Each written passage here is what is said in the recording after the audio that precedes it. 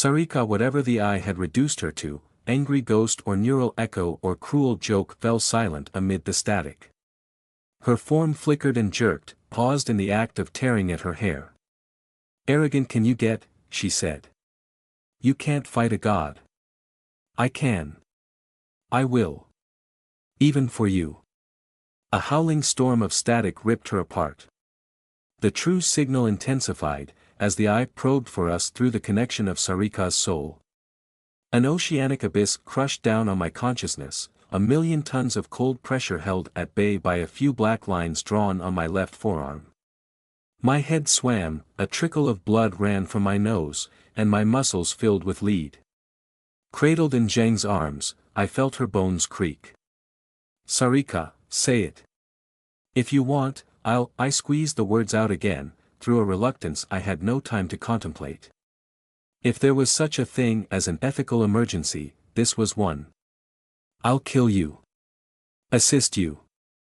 Suicide. I promise." Her face condensed out of the chaos, smeared like paint on glass, flickering and glitching with incandescent color as if lit from behind by atomic fire. My eyes ached and burned as I forced myself to squint at her, to make contact with whatever was left. "That's not what I dash." Throb. Sarika jerked 6 feet closer, limbs and face shattered into 100 shards, fragments in a hurricane. "At least admit it," she spat. "Coward." "Shaman," Jin gurgled, "do something, Heather." Preem had been able to hold me rock steady because she was made of wood and magic. Zheng was flesh, and taking the brunt. "Nobody deserves the eye," I cried out, gasping, sucking breath through my teeth. "I want to help, I can dash." "Do it then, you coward." The brain math came to me easily enough. The execution did not. Framing the task in my mind summoned the necessary equations from the black abyss at the bottom of my subconscious. Define a human soul, apply that definition to what was left of Sarika, but I was running on fumes, almost nothing left to give. My stomach curled up tight in terror and rebellion as a headache burst behind my eyes with ice-pick clarity. I quivered and choked in Zheng's arms as Sarika howled in my face. I'd overlooked an important complication. Sarika was the static, not the signal. The eye was the signal, and I dared not touch that barbed probing tentacle of Leviathan consciousness, dared not define it in hyperdimensional mathematics for even a nanosecond. I was a diver at the edge of a marine trench, trying to snatch a rotten morsel from a tangle of squid limbs. But I didn't need to define the eye to scrub the static in the signal.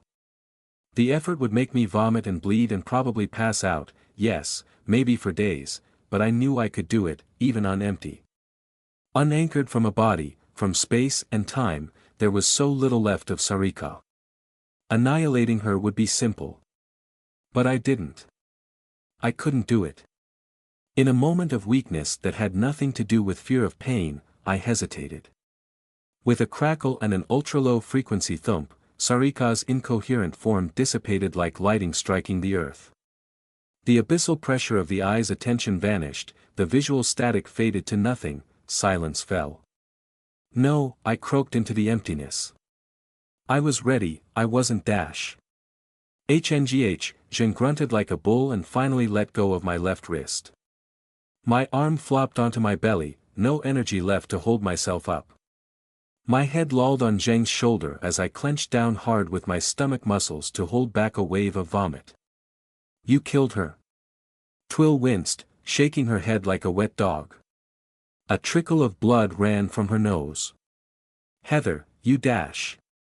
Not me," I squeezed out, trying to raise my head. I was about to. Going to do it. Free her. Didn't. Not in time. Shit. Never mind, EY. Nicole wiped her own thin nosebleed on her sleeve and gestured at the severed head Zheng had left on the kitchen table. "You think she lost the thing, again?" "Thing?" Twill squinted at her. "Thing. Triangulation. Bloody hell, my head feels like it's been in an industrial vice." "Walk it off, detective," Evelyn growled through her teeth, her eyes screwed shut, leaning on Preem's arm. The doll demon alone had been spared the nosebleed and cranial pressure, still standing straight and solid while the rest of us recovered, even Zheng. Easier said than done. Nicole tried to laugh. You think she lost the triangulation again? The, zombies wandered in the wrong directions? Pain, Zheng purred. So long since real pain. Exhilarating. You know what would be a wonderful idea? Nicole pointed a thumb at the stairs. Moving before she comes back again. Before the zombies line up or whatever. God, there's a sentence I'd never have imagined 12 hours ago. Before the zombies line up. Like planets. Yeah, right, we should, good call, Twill said. She bristled, her wolf form half summoned in translucent fur and claw, as she eyed the spot where Sarika had vanished, an invisible minefield between us and the cream marble tiles and gilt faux gold of the stairs upward. You first, werewolf, Nicole said. Don't you regenerate or whatever? Yeah, but Evie, hey. Evelyn trudged right past, leaning on Preem's arm for support, and tapped the bottom step with the tip of her walking stick. I doubt very much we need worry about aligning zombies, or anything else. She's gone. She'll be back as soon as she can, Twill said, hurrying to catch up to Evelyn. You heard what Zheng said about the zombies and the dash. No, Heather was quite successful. I don't believe Sarika will be returning. Wasn't me, I croaked, and managed to sit up in Zheng's arms. The demon host adjusted her grip, a strong arm under my back. She vanished on her own, that wasn't me. I was about to do it, but... Evelyn saw right through my paper-thin self-deception. She made eye contact, and she just knew. I think she understood your offer perfectly well, Heather. Then why leave? I asked. One last try to deny what I already knew. Maybe she was afraid you'd actually go through with it, Evelyn said. Maybe she doesn't want to die. Sarika's screaming need to end herself earlier had been real, when she'd stabbed herself in the throat and head just to show us it didn't work, one of the most real acts I'd ever witnessed. I had no doubt. Do it then, you coward. What had she called me, an emotional martyr? She didn't want it to be me that pulled the trigger. She hated me too much. I was the only person alive who could end her suffering, but she'd taunted me and fled. She'd refused, and the burden remained mine. I didn't deserve to feel relief. It ate at my guts, a worm in my belly. If Sarika wanted me to torture myself, she'd done a great job. It seems so easy in movies or on television, doesn't it? To give a suffering person an end to their misery. A syringe with too large a dose of morphine, a pillow held over the face until the struggles stop, or a bottle of whiskey in a revolver and 5 minutes alone. All abstractions compared to what I'd offered, the only tool I had was my own consciousness. She'd been my enemy, she'd chained me up in a small, cold room, she'd threatened to torture Rain, she'd hurt my friends. She'd been lover to a genuine monster, and at the very least she must have been aware of. The homeless people, murdered for zombie vessels. She must have known. Sarika was complicit, and probably deserved life in a cell, but she did not deserve the eye. I failed. In a moment of weakness, I failed. And what if Evelyn was right? What if Sarika wanted to live? There was no way to bring her back, to reconstruct what was lost, that was absurd. That was beyond me. Maybe I forced myself to agree with Evelyn for now. We had no time for this. I had an angel to rescue. I raised my head and filled my lungs as best I could. Rain. I croaked at the ceiling. Rain, we're down here. Rain. Hey Rain, make more noise. Rain. It's us. Where are you? Thump thump went Rain's fist or foot in answer, pounded against wall or floor. One high window looked out on the streets beyond, on Sherrowford's deep-sea glow of orange street lighting and twinkling headlights in the distance. No dead cultists up here. No blood and guts, only a muffled silence. Rain. Twill cupped her hands to her mouth and yelled. Rain, we're here, I croaked. Where are you? There. We froze, listening. My heart felt like a dove trying to escape a cage. Heather, a distant voice called again, trapped behind a dozen walls. That was her. I said. Did you dash? Twill stuck her nose in the air and sniffed, darting left and right for a moment, then pointed down one of the corridors. That way. Tucked away in the furthest corner of thick carpet and fake gold light fixtures, at the very end of a narrow hallway meant for third-rate guests, trapped behind the only locked door in the entire house, I found my girlfriend. Heather. Rain's voice projected through the thin wood as we approached. Guys, I'm in here. Here. Heather. Twill, is that you too? I'm in here. Memory never works properly in these moments, rushing ahead pell-mell, forgetting to record the details, the heart race, stomach sick, head rush details. By the time we reached that door, I was writhing like an impatient cat in Zheng's arms, begging to be put down despite the inconvenient fact I'd likely just fall over. I must have been calling to Rain, because I do recall her laughter of relief. A confident laugh, a Rain laugh. The cultists had locked her in and misplaced the key, but had also screwed a steel bolt to the exterior of the door to keep rain from their throats, I like to imagine shiny and new, probably purchased from Homebase that very morning. Neither bolt nor lock nor one of the door hinges survived first contact with Twill's shoulder. Neither did Twill's dignity. She crashed straight through the door and into the cramped room beyond in a shower of splinters and sprawl of surprised werewolf. Modern house building quality. No excuse. Rain, still wearing the pajamas she began the day in, handcuffed to an upturned iron bed frame, ankles bound together with a length of rope, bruised on her jaw and around her left eye socket, lit up with that unmistakable irrepressible grin. Fashionably late to the party, hey, she laughed. If Zheng hadn't stepped forward and deposited me straight into Rain's arms, I would have scrambled free to reach her anyway, consequences to my verticality be damned. Both of us were exhausted and bruised in our own ways. Neither of us had showered in well over a day, we both smelled of unwashed hair and sweat and blood. I was freezing cold inside, and Rain shook in a very un-Rain-like way. We clung hard to each other. Found you, I murmured into her shoulder, choking back tears.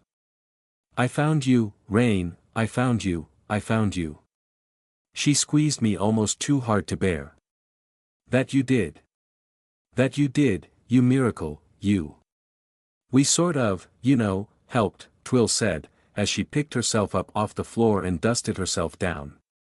She squatted at Rain's ankles and dug a claw into the rope, sawing back and forth. Can smell you a mile away right now, you reek. No kidding, Rain laughed, still hugging me tight, her head over my shoulder as she spoke to the others. We still in danger? This looks like an all-hands raid, with some new hands too. You all right? We are still in danger, Evelyn said from the doorway. But we've got one more task before we burn this house down. And you, Evie, are awake. Rain cheered. And glad you're still breathing, yes. Hey, likewise. You've survived worse than these half-baked fools and amateurs. Never doubted it, not for a second. Evelyn swallowed hard, past a lump in her throat. Glad, Preem intoned. Rain laughed again and sniffed, watery-eyed with relief. And thank you too, Preem, thank you too. She pulled against the handcuff, clinking metal on metal. Sooner you get me out of this the better.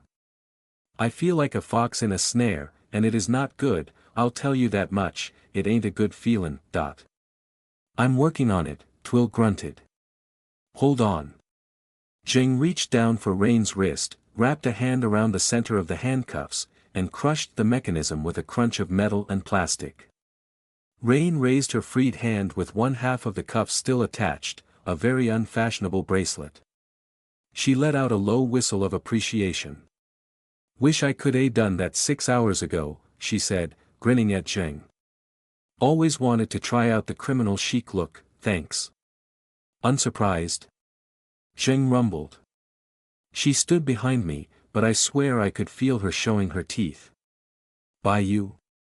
Zheng purred a wordless affirmative. Rain shrugged. "You walked in here carrying Heather. Right now I don't care if you're the ghost of Hendrix or the Pope himself. You're in my good books, you absolute unit." "Typical," Twill muttered. "I'm with the shaman." Zheng said it slow and low, a big cat in repose, feigning languor as she sized up another predator. "You on our side now, or what?" Rain asked. "I'm sure there's a story in that, but later, yeah." "With the shaman," Zheng repeated. "This is Zheng," I said, and finally pulled back from our shared embrace so I could look at Rain. She grinned at me, big and bright and bold as brass and bruised. The glancing blow to her chin wasn't too bad, but the bruise around her left eye socket shined livid and purple. She'd been punched in the face. A lump grew in my throat. "Oh Rain, those bruises look awful." "What, these?" "This is nothing. I got worse falling off Evie's garden wall when I was a teenager." I sniffed and wiped my own eyes, afraid to touch in case it hurt her. Rain's grin faltered. "Rain. Heather, I've never seen you this rough, and I've seen you in a fugue state and covered with blood." Rain looked up at the others. "Should she even be here?" "I have no idea how she's still on her feet," Evelyn said. "She's on my pills. The hard stuff. Neither flesh nor foul can stop the shaman," Zheng purred. "It's a long story. Stuff happened." "Lazzie's back," I said. "I'll rest when you're safe." Rain paused, stared at me, stared at those words. If I'd been less exhausted, I would have blushed. I hadn't meant it to sound heroic. "Right. Loud and clear, boss, orders received," she said, grinning. "You look like you need a bubble bath, 2,000 calories, and 16 hours sleep, and by God I'm gonna make sure you get it." I laughed too, small and weak, but real. Rain glanced over my shoulder. "Zheng. Cool name. Didn't I fistfight you once?" "You had a bat," Zheng purred. "You fought well, monkey." "Brief, but well." "Zheng's on my side," I said. "I freed her this morning. She saved my life. Twice." Rain nodded, slow and serious, and entered a strange staring contest with Zheng, a counterpoint to the demon host's feline stillness. "I'm on Heather's side too," she said after a moment. "Thank you." "You're welcome, Zuishu." Twill freed Rain's ankles with a parting snicket of tearing rope fibers as her claw popped free. Rain let out a grunt of pain as she drew her knees up. "Heather, I never want to let go of you again, but I'd love to stand up now." "Oh, right, yes, yes," I flustered, struggling to clamber off her until two strong hands took my waist and provided leverage, Zheng being helpful. Twill gave Rain a hand too, pulling her to her feet. Rain rolled her shoulders and neck, worked out the kinks in stiff muscles, quickly stretched her legs and jogged 4 paces on the spot. She swept her hair back and shot a rakish smile at me, brimming with confidence and energy, even in sweat-soaked pajamas, even after being stuck alone and scared in a small room for hours on end with no idea what had happened to us. How did she do it? Zheng, for all her imposing height and taut feminine muscle, the way she made a currently dormant part of me tingle in unexpected ways, was nothing compared with Rain. Rain winced and her smile broke, gritting her teeth as she probed around her bruised eye socket. Oh, Rain, they didn't hurt you, other than the bruises, did they?" I asked. "Nah. Just sore joints. Dehydrated, hungry, bored. Been sat on my arse for like 12 hours. She nodded to one side. "Not that he didn't try, but he didn't get very far. I followed her nod. A corpse lay crumpled against the wall of the bare little room, a stocky blunt-faced young man, the only cultist we'd found on this floor. His throat was livid with strangulation bruising, and the side of his head was caved in, hair matted with blood. I'd been so focused on Rain I hadn't even noticed. Oh. Hey, Heather, no, don't look, you don't have to look, Rain said, gentle and coaxing, and suddenly her hand slipped into mine, her other arm around my waist, taking my weight from Zheng and holding me steady on my feet. She kissed me on the forehead. It's all right, you don't have to look. It's my responsibility. I've seen far worse today, I sighed, melting into her arms. One more corpse isn't much. You killed that man? Nicole asked, peering around the doorway. She'd stayed out in the corridor to cover our retreat, though it seemed rather unnecessary at this point. With one arm cuffed to a bed frame and your ankles tied together. Yeah. Rain shrugged, rubbing the back of my neck like I was a cat. Shattered his windpipe, I think. Finished him with the corner of the bed frame, had to improvise. Okay then, Nicole said. And here I thought you were going to be the normal one. Rain laughed. No such luck. Who are you, anyway? Nicole Webb. I'm a police detective, and I absolutely should not be here. Officially or otherwise. Are we going to stand around for much longer, or are we leaving so you lot can commit arson already? Police. Rain pulled a special grin, a why not throw in the kitchen sink too grin. We all getting arrested after this? No, I doubt I could explain this to my superiors, not without a lot of LSD. Nicole looked at the pistol in her hands, clicked the safety on, and waved the butt at Rain. This is yours, right? You want it back. You're probably a better shot than me, on account of having ever pulled a trigger. You know what? You keep it for now. Rain squeezed my side. I got my hands full. Nicole sighed and shook her head. Time to get you home, Rain murmured to me. Time to get all of us home, yeah. I suppose so, I said, and felt that guilt rising up to strangle me again. I couldn't leave yet, could I? I'd made a promise, but now I had Rain. All other concerns seemed fleeting, except getting us out of here and getting home safely. I'd forced leadership to the fore, but now I felt it receding once again. Rain was safe, and with me, and I was small and vulnerable and exhausted beyond words. But I'd made a promise. Yes, well, this reunion is disgustingly sweet, Evelyn said, adjusting her grip on Preem's arm and suppressing a wince. Climbing all those stairs, even with support and her walking stick, had done a number on her hip and the socket for her prosthetic leg. But I at least have one more thing to do before I can leave. Evie.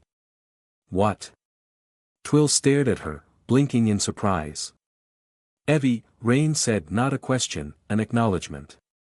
The Sherrowford cult loosed something genuinely dangerous here, she said. Upon themselves, yes, but I have duty to. She paused, swallowed, considered for a heartbeat. Self-preservation, to make sure the remains of whatever they did here is destroyed. And I need details, because the less time I spend blundering around in this nightmare of a building, the better.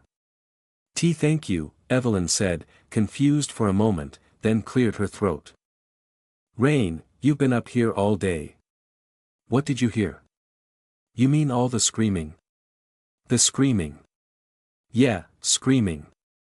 At first I assumed it was you lot riding to the rescue, but after about 20 minutes it all went quiet again. That was hours ago. Except for this weird pulsing in the air, but that stopped a couple of minutes before you broke the door down. Oh, I murmured. The screaming. Yes, Evelyn sighed. Makes sense. Come on, can't we hurry this up? Twill almost growled. You said it yourself, less time we spend here the better. What are you looking for anyway, Evie? I won't know until I find it, Evelyn snapped, bubbling with irritation. Sun was already up when I came round, tied up here, Rain said, launching without preamble, talking fast. Maybe an hour or two later there was a bunch of swearing downstairs, real anger, hard to miss, and these two goons turned up to make a deal with me. I'm pretty sure one of them was the new boss around here, Indian lady, called herself Sarika, but dash. Sarika, yes, I breathed. You ran into her too? Rain asked, not missing a beat. In a manner of speaking. Later, sorry. Sarika, and this other dude. I forget his name but he looked a bit like a badger. Sarika wanted to make a deal let me go, but on the condition I lure Heather into a trap. I don't think they figured out we sleep with each other. Bad intel or what, right? Most would take the deal, Jing purred. They weren't at all interested in me. Evelyn said. Nah. Didn't even ask about you. TCH. Rain shot her a grin. What, you feel left out? Don't be absurd. No, it means their agenda was completely co-opted by the eye. Bad sign. Continue. Right. Well, Tweedledum and Tweedledumber buggered off, but then a while later the house started filling up with people. I heard a few cars, the front door opening and closing, lots of talk down there, she nodded at the floor. But nothing I could make out. Nothing useful for tracking them down now, sorry Evie. Rain pulled an apologetic grin. Hardly matters anymore, does it? Twill grimaced. Oh yeah. They all died, Evelyn said. This house is full of corpses. Rain pointed a finger gun at her. That would explain all the screaming. That it would. Evelyn sighed. Couple of hours later still, things get heated down there. I heard arguments, loud ones, a lot of shouting. And then this dope comes up here, she thumbed at the corpse against the wall. Said he was supposed to cut a finger off me, as a threat, I guess. Mafia style. He was all in a rush, like he expected to get interrupted. After I did him in, 2 others came to check, but they were in a hurry too, and they didn't even care he was dead. Said they'd be back to let me go free when it was all over. A schism, Evelyn said. I was right. Rain shrugged. By that time all the activity had moved to what I guess is the rear of the house, far corner, that way-ish. Lots of chanting, long pauses, more chanting. You know, cult stuff. Cult stuff, Nicole tooted. Bingo, said Evelyn. Then all the screaming started. 20 minutes of bedlam. People running all over the place, some weird noises, lots of sobbing, shouting, that weird pulsing in the air, then it all just, she shrugged. Died off. That was maybe 3 or 4 hours back. I took a nap, so I'm not sure. What time is it now, anyway? You took a nap. I gaped up at her, forgetting all my worries for one moment of awe. Why not? Couldn't figure out a way to cut the rope. Can't get my teeth to my ankles. Rear of the house, Evelyn echoed softly, her eyes far away. A central ritual, the straw that broke the camel's back. If nothing else, that's where we start the fire, destroy whatever's left there. Broke the camel's back. Rain raised an eyebrow. The cult copied the fractal from Heather's arm, Evelyn explained. Used it to try to rebel against the eye. It killed them all. Rain's eyebrows shot into the stratosphere. Is that a good thing or a bad thing? I'm leaning good. The Sherriford cult is dead, said Evelyn, 24 pairs of shoes by the door, but we've seen more than a dozen corpses. Maybe a few loyalists to the eye refuse to participate, perhaps they're still out there, but the cult as a force is done. We've won, for whatever that's worth. Doesn't feel like much of a victory. None of them deserve this, I murmured, my voice almost breaking. A trial. Sentences for all sort of things. Not this. Not the eye, and not. Rain squeezed my hand. She didn't get it. She wouldn't, not unless I explained. Myself and Preem will go find the place they did their ritual, Evelyn said. Twill, you're coming? Yeah, not leaving you alone. Then I suggest Rain and Heather, you get out of this house. You're both exhausted.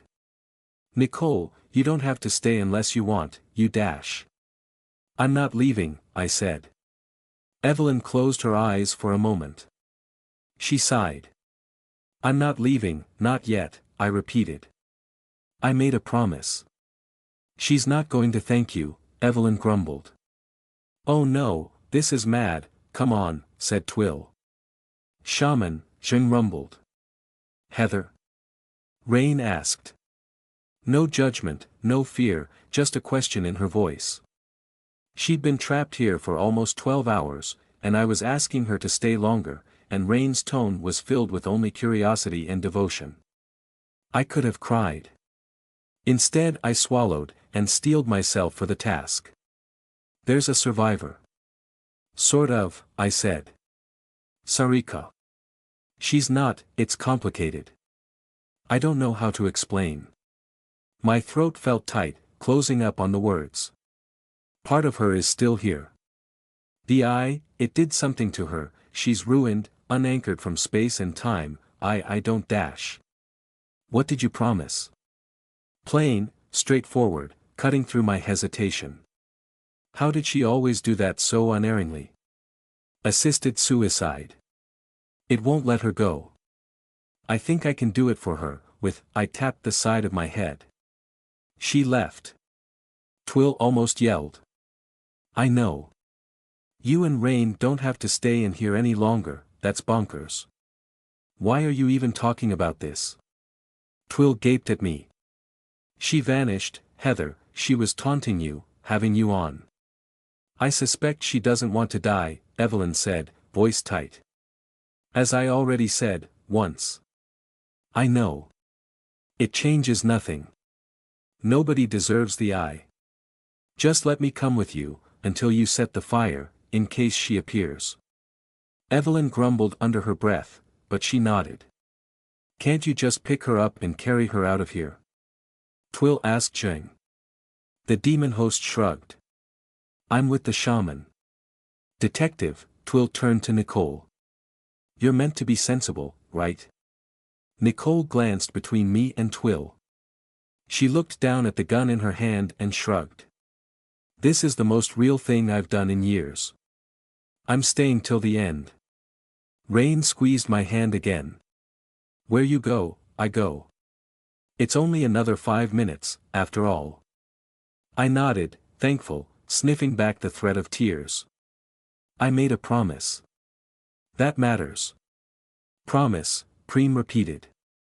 We discovered the site of the Sherrowford cult's final ritual exactly where Rain estimated we would, at the rear of the house, on the opposite side to the main stairs.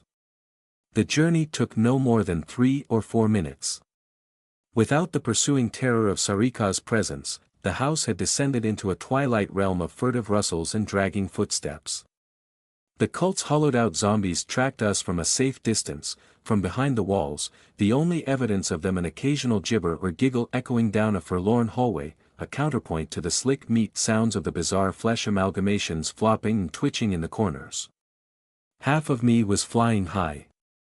I'd done it, I'd rescued Rain, and nothing was going to take her from me now, not surrounded by allies and friends. The other half of me was locked in a paralysis of duty and dread. Sarika. I paused to call out her name 3 times into the ocean floor stillness of the house.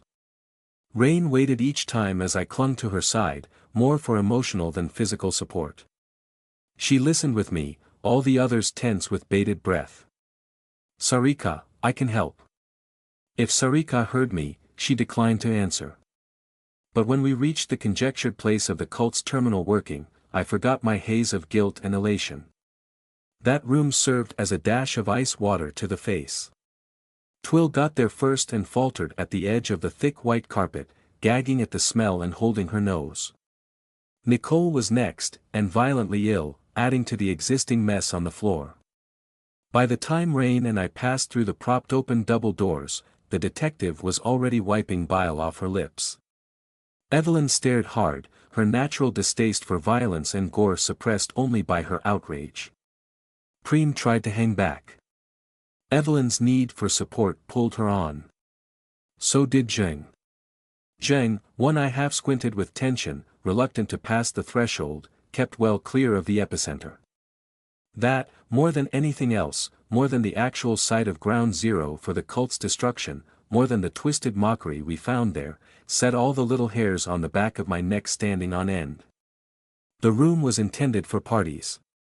The largest single space in the house, the ceiling was double the height of all the others by virtue of extension onto the second story. Thick white carpet covered one half of the floor, hardwood the other. Several long low tables stood by for drinks or snacks, a wine rack and spirit collection proud behind a bar made of expensive dark wood. Fancy upholstered bar stools and leather sofas and armchairs pointed at a truly gargantuan television inset into the far wall, and a sound system lurked discreetly in a corner behind some faux brick nonsense. Thick curtains covered the whole of one wall, hiding French doors that would open onto a patio and the back garden, for barbecues in the summer. It even had a chandelier hanging from the ceiling, a ghastly upside-down crenellation of glass and stainless steel. Rain didn't say a word. She must have felt the horror and disgust in my muscles, in the hitch of my breathing. "Tell me that person over there is not still alive," Nicole managed to say. She put a hand to her mouth, trying not to vomit again. Magical detritus littered the low tables and the top of the bar, knives, pieces of drawing charcoal, red paint, odd twists of machine part and scraps of half-finished diagram, even a small stack of books, one of them lying open on blood-flecked pages, but I got the impression this was the first time the cult had used this space for magic.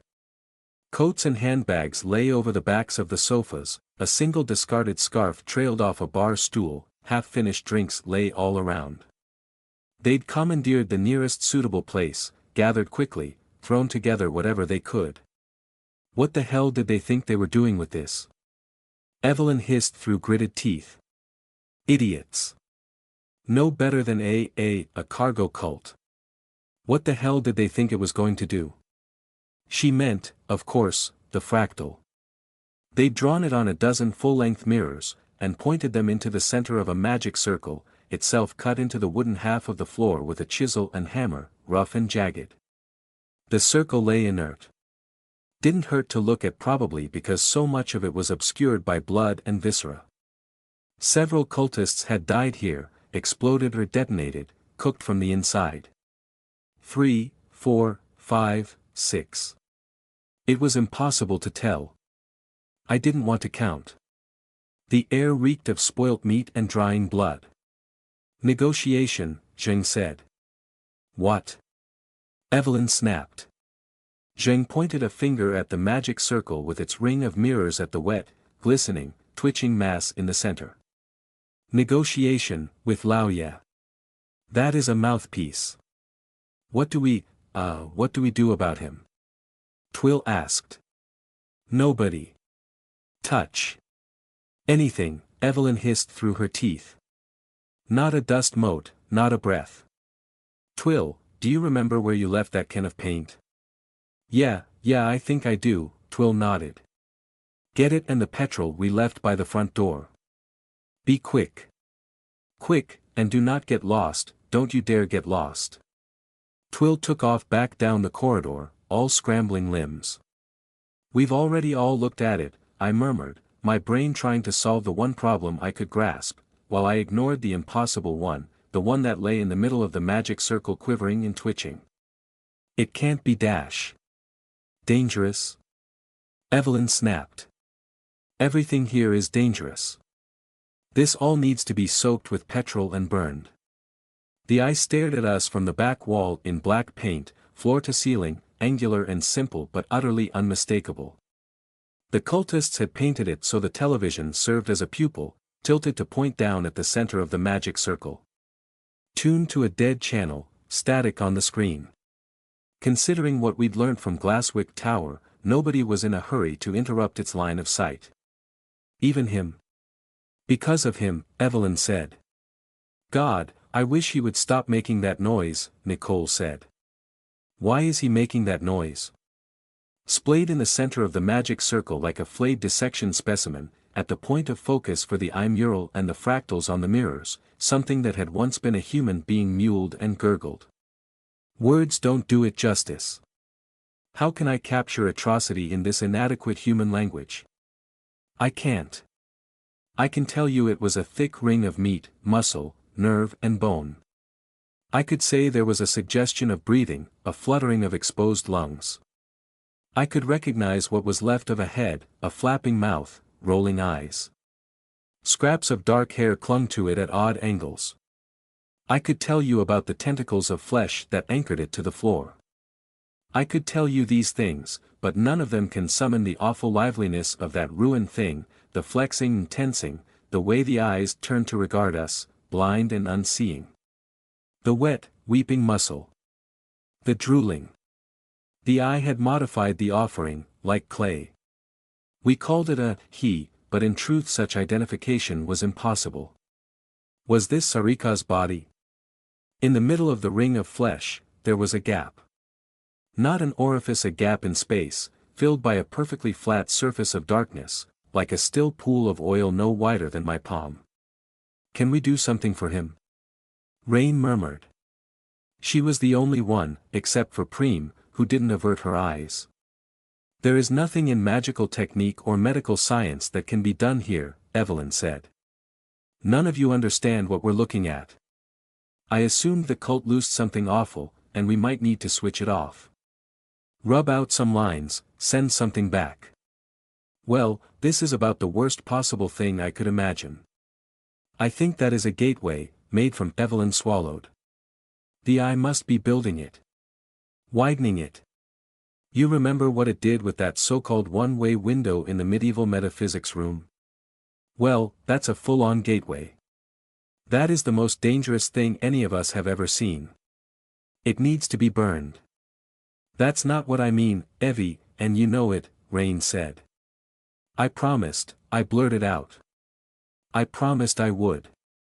What if it's her? Evelyn opened her mouth to snap something, then slammed to a stop. She hesitated and swallowed. Wait for Twill. We need to cover that stupid drawing with paint, then Preem can do it. Or dash. Refusal, Preem intoned. Wise demon, Zheng purred. Neither her or I are fools enough to get near that hole. Shaman, step back. Zheng, I made a promise. The demon host purred her displeasure. She could bottle it up for all I cared, not now. Hey, Nicole, Rain said, and held out a hand. I'll have my pistol back, please. Ah. Oh, right. Twill returned a moment later, tin of white paint in one hand, the petrol can sloshing in the other. Preem took the petrol. Twill readied the paint. Edge around by the bar, carefully, Evelyn instructed. Do not touch a single thing. And make sure you cover the pupil, at the very least. We all held our breath as Twill crept along the edge of the room, bristling and wide-eyed. She sidled up close to the eye mural until Evelyn hissed for her to stop. Twill uncapped the paint, wound up a one-arm swing, and splattered the mural with a layer of white emulsion, blotting out the static on the television. Nothing happened. Did it work? Twill stage whispered a moment later. It's the best we can do.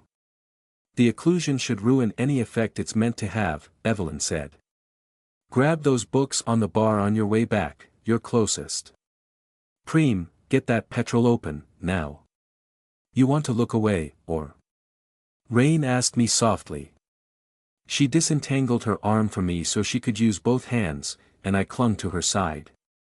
I can pass you off to Zheng, step forward and do it myself. No. I need to see. You don't have to dash. What if it's her? I promised. Are you sure that's gonna make any difference?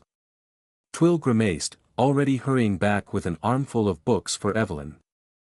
Better than burning to death. Rain sighed. People are going to hear that for a mile around, Nicole raised her voice. As soon as you do that, we have to get moving. Preem, petrol, Evelyn repeated. Do it. Please, I whispered.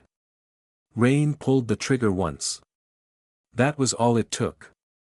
I almost envied her clarity. The thing in the circle jerked as if struck by electricity, then went quiet and still. The oil-black portal at its center shrunk instantly and vanished in on itself, folding up into nothing. What if it wasn't her? I asked in a whisper that nobody heard. But events outpaced my doubt. Everyone moved at once. Twill dumped the cult's pilfered occult tomes into Evelyn's arms and helped her toward the door, while Preem stepped forward to douse the horrible corpse with stinking gasoline, splashing it over the carpet and furniture, smashing the mirrors with the backside of the can. Nicole slunk toward the door, nothing left for any of us to do here. Rain tucked the pistol into the waistband of her pajamas and tried to lead me out. What if it wasn't her? I asked, a hysterical catch in my throat. Heather, it must have been. But what dash? Shaman, Jing purred, a warning note in her voice. I wouldn't have been surprised if she scooped me up right there. The sight of the gateway had changed her mind about going where I go. I made a promise. Rain, I made a promise. And you did all you could. You heard Evie, this place has to be burned, and after that freaky thing, I'm down for a spot of arson too. But dash. You've tried calling for her. If she won't come to you, that's her decision. But nobody deserves the eye. Rain, I can't leave even an enemy, I can't leave a person like that. I turned back to the room. Sarika. No reply. No Sarika. Preem dumped the empty can on the floor and pulled out a box of matches. The air reeked of petrol fumes. We're out of time, Evelyn said from the doorway. Preem, wait until we're at the door. We'll shout, then you light it and sprint, you understand? Don't get caught in it. You're faster than us. Understand, Preem intoned, passing us on the way to obey her mistress. Heather, come on, Rain pleaded. Shaman, Jing rumbled from behind me. Rain squeezed my hand. Time to move. Time to give up. All right, I squeezed out. I'm sorry. Preem stood on the edge of the carpet, squelching and soggy with petrol. She raised an unlit match in one hand. Rain helped me past her, out of the door where Jing joined us. Straight shot to the front door, Twill said as we joined them. Do we wanna call the fire brigade once we're out? Evelyn gave her the look of all looks, the one that said Twill, you are truly an idiot. Alright, I just thought, you know. Twill shrugged. Don't let it spread. And dash. Throb. Reality winced. My head pounded with a rush of blood. Howling like a banshee crossed with a storm, screaming the contempt and rage of the wronged, Sarika burst into iridescent static right in our midst.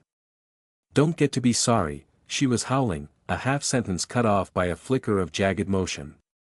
You don't get forgiven. You don't get to leave while I don't even rot.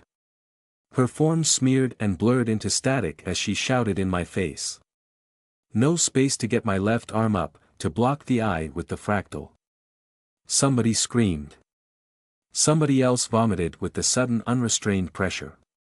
Somebody shoved me out of the way. Rain raised her handgun in a uselessly heroic gesture, and pulled the trigger. The bullet entered Sarika's head in a neat little red wound, and did nothing. Oh right, Ghost, I heard Rain say. You don't get to win, and you don't get your satisfaction. You get nothing. Sarika howled. In the last split second before the eye's signal exploded her into static, she whipped out a hand to engulf Rain's head in her decowering mass. At the speed of thought, I acted. I had to kill Sarika. I had to use my brain and hyperdimensional mathematics to define what was left of her and scrub it from reality. Deny the eye the vector, before the signal came through and reduced us all to screaming apes, before Sarika killed Rain. Had to. Had to do it. Still couldn't. Only in the frozen point of time, my brain already burning with molten pieces of hyperdimensional equations, did I finally realize why I had hesitated the first time. How could I hope to save my twin sister from the heart of the eye, if I couldn't tear an enemy from its outer rim? Sarika was going to live, because it was necessary to me that she did. To define her in full, I had to define what she was not. I had to define the barbed tentacles that trapped what remained of her soul. I had to grasp this faintest sliver of the eye's probing consciousness, see it in hyperdimensional mathematics. So I did, and the first brush nearly killed me. Layer upon layer of fractal equation of infinite complexity, unfolding in all dimensions, forever. We called it an alien god, but that was a turn of phrase, linguistic shorthand. For the first time, staring at this tiny scrap of it, defined in the language of reality itself, I knew the eye was a god. Infinitely more complex than I, in the way I was more complex than an ant.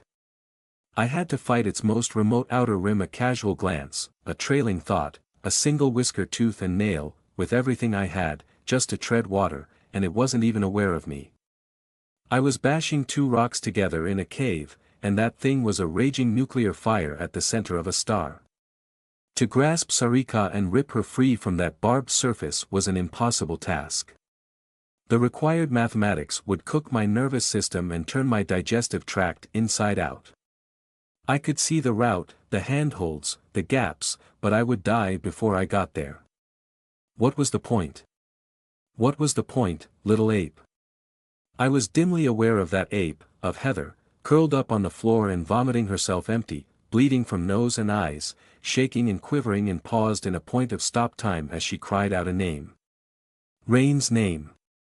Rain, head half engulfed by static, trying to aim her pistol again through the pounding cranial pressure. The others held in freeze frame as I calculated math across reality itself. Zheng, buckling under the eye's mounting attention. Twill and Evelyn, my friends, caught in the act of turning to look back in horror. Nicole, another monkey I barely knew, telling herself not to flee. Preem, not an ape at all but wood and demon and love, about to light a match.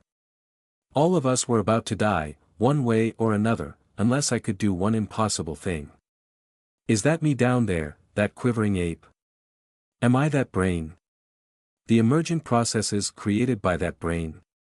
The process, the math didn't truly rely on the neuron soup in my skull.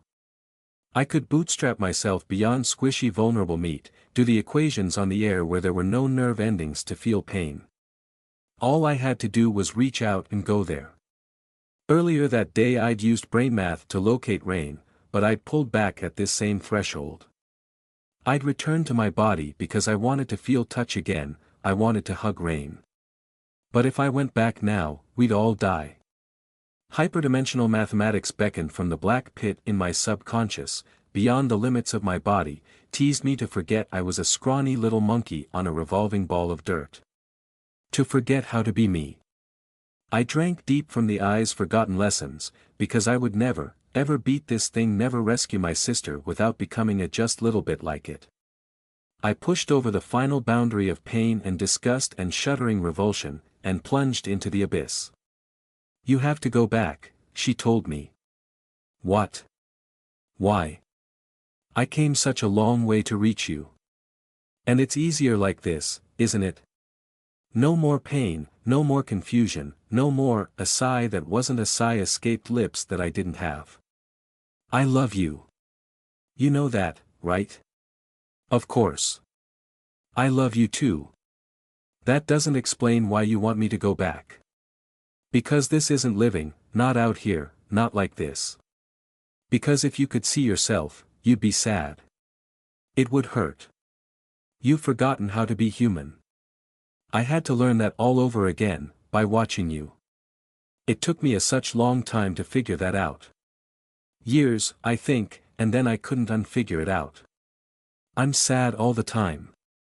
I don't want you to be sad too, I don't want you to end up like me. I won't be sad if we're together. We're not. Not really. It doesn't count. Why not? I can hear you, we can talk. I've missed you so much. Because I can't touch you. I can't hug you. You haven't been like this long enough to miss it, but you will. I want to snuggle up in bed together, like when we were little, warm and comfy and soft. I forget what those are, but I know I want them. I want to hold your hand and feel sunlight on my skin. I don't recall the taste of food very well, but I think I want to eat. Chocolate. Oranges. Those little dolphin sweets Mum used to buy. Tomato soup. Crusty bread. I want to skin my knees and bite the inside of my mouth by accident and get my heart broken and have my first period and stub my toe. Please, please go back, you can't stay like this. Her voice whispered through a crack in a concrete wall, a hole no larger than my thumb. In the dark. But I came all this way, for you. To see you. It was so difficult. Can't we stay like this? Silence, in the dark, in the cold. Where'd you go? I hissed into the crack. I'm here. No, no, we can't stay like this. I'm so tired. Running out of words. This is making you tired. More than you can know. I'm using everything I've got, because I have to convince you to go back. Pain. Pain in an organ I didn't have, heart pain in a heart that was worlds away. I'm sorry. I'm so sorry, I didn't mean to hurt you, to make it worse. I'm sorry, I only wanted to see you. I miss you so much, I'm not a real person without you, I dash. I know. It's okay. I love you. You're going to be okay, aren't you? No. I have to sleep soon, to save what's left. What if I wait here? I'll wait for you to wake dash. No. A cry in the void, an echo from her prison cell. No, you still don't understand. It'll know about this crack soon, it'll find this hole and stop it up. You have to come get me, but not like this. Not like this. Then I'll break the wall down, I'll get stronger, I'll dash. You're the only reference point I have. If you stay here, like this, I won't have anything to hold on to keep me. You've had experiences. You got to grow up. All I have is our childhood, and that's hazy now. I'm basically just you. If there's no you, there's no me. You can't stay. But I dash. Heather, please go back. I'll come back again, stronger, cleverer, I dash. I'll be asleep, and the hole will be gone. If you try this a second time, I won't be here to send you back, to remind you what you are. We can only talk like this because I made the hole. It took so long, and I can't even get my hand inside it. Don't try this again, please Heather, please. Tears ran from my eyes. My chest hurt. Her words had kindled a strange alchemy inside what I'd become, returned my sense of pain, of recognition that there existed desires other than her, destinations other than this crack in a wall in a cold dark place. She'd hatched such a little plan, spent all this time making such a tiny hole, and she'd used it up for me. And I didn't have the strength to get her out. Sniffing, crying, pain wrenching at my chest, I asked, how do I don't know what to do. What do I do? Look to what you have, everything I don't. I don't have you, I sobbed. You have a body. You have strength. You have a heartbeat and it's so strong. None of those help, none of those mean anything to Dash. You have friends. Comrades. Allies. Ask for help. Help. But nobody else can do this, only Dash. Heather, you don't have to do this alone, she whispered. You can bring me back, I know you can do it, before I run out, before there's nothing left of me but not alone. Don't do it alone. Leviathan shapes drifted behind me in the abyss, vast intelligences out there in the gulf I'd crossed to reach her. Most ignored me. Others heard my sniffling and sobbing, noticed the change, noticed me. I grew spines and envenomed stingers and poison coloration and toxic flesh and fanged mouths in my back. You don't want to eat me because I'll spoil your appetite. A few more moments, I'd fight gods for a few more moments with her. I sniffed hard. It hurt to acquiesce. I nodded, then remembered she couldn't see. Okay. Okay, I'll try. I'll miss you again. Go back for her, if. Not for me. Her. Her, or her, or her. I'm not good with names anymore. I can't match them to people. Her. I searched inside myself for names, and found them protected by a pressured cavity lodged in my core. I'd forgotten about that. Rain. Lawsy. I tried. The names were alien things, meat things, ape things. My things. Rain. That was the one. Rain, maybe. I turned the name over, laughed through my tears. Oh, yes. When I bring you back, Rain's going to be so confused. Two of me. Too much for her to handle. She giggled too. We both meant it, even through the sorrow of parting. I wouldn't mind that. I'll come back for you. I promise I'll come back for you. But not like this. In my own body, yes. I promise. I'll come back for you, in my own body. Bring your friends. They can help. I love you. I miss you, Maisie. I love you too. Of course, that wasn't how it happened at all. There was no lightless abyss, no hole and no wall, no voice to whisper and no ears to hear. We didn't use words, we used mathematics. We spoke in the language of atomic force and gravity, of starshine and photons, but I can't tell you about that. I can't even tell myself about that. My fragile meat brain rendered it down. I remember a crack in a wall, whispers, and crying. And her advice. The return was worse than the journey out. The abyss between the spheres of reality is endless and dark, a place of horrible hungry things that hunt forever in pitch blackness, of predator and prey hiding and slinking, of silent filter-feeding giants and the echoes of alien thought carried on the currents. Small darting mouths of bottomless starvation, formless crabhounds that seep through the angles of time, hunters of morsels of stray unwise thought and sensation across the gaps in creation, all of them catching my scent in the water and turning to stalk. Fleeing wisps, lost on the tides, desperate for the warmth and sanctuary of physical form, clutching at my ankles and moaning for help. Things vast and slow, thinking vast slow thoughts in trailing tendrils to entrap the unwary, eating, always eating, growing bigger and thinking harder in trying to make themselves real. Once, a long time ago, the eye had begun life as one of those giants. Perhaps unwise fools had summoned the eye into flesh, or maybe it had just grown big enough to haul itself out of the abyss and into reality, but it had started life as one of these, in their infinite and terrible variety. I learnt that by observation, because I had to. Because out in the void one must watch and wait and be silent, to learn the ways of the things that would eat you. The return was harder because now I also remembered pain. I recalled what it was like to feel. She'd used her precious scraps of energy to remind me what I really was. But in this non-place I was agile, in a way I never had been when cast in mere meat and bone. Tiny, yes, the smallest of the small, but I was clever, and so very fast. Darting and dipping and diving through the abyssal waves, I was grace and speed, wire and sinew, flight and fight. Poor scrawny Heather, that clumsy blunt-fingered ape I'd once been and would be again, she'd chase this feeling for the rest of her life.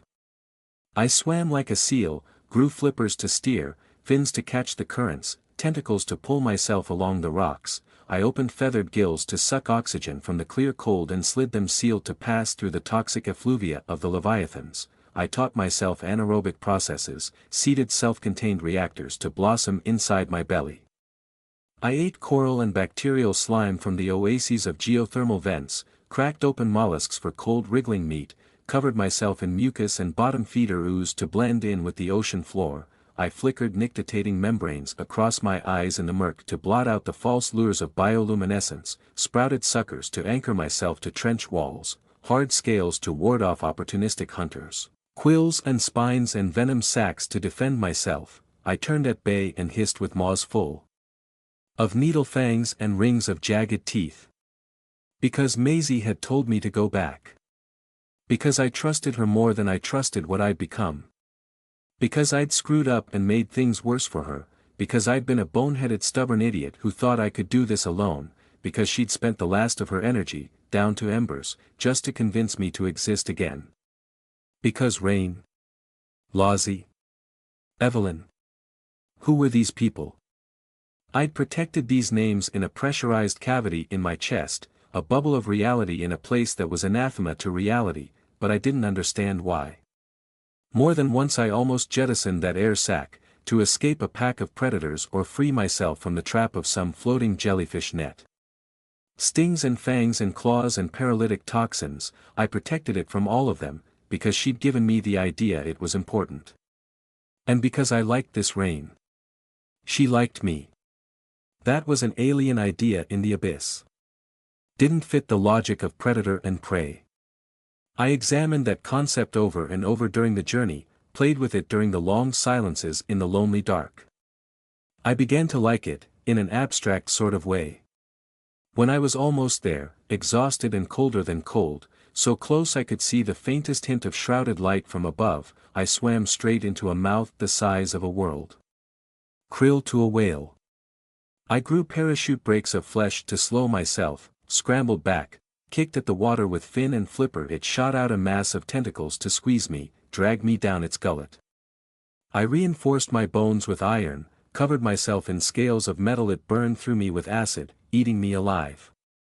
I sprouted urchin spikes and filled them with neurotoxin. It battered me with club-sized cilia, knocked me senseless, digested me from the tail up. Almost gave in. So tired.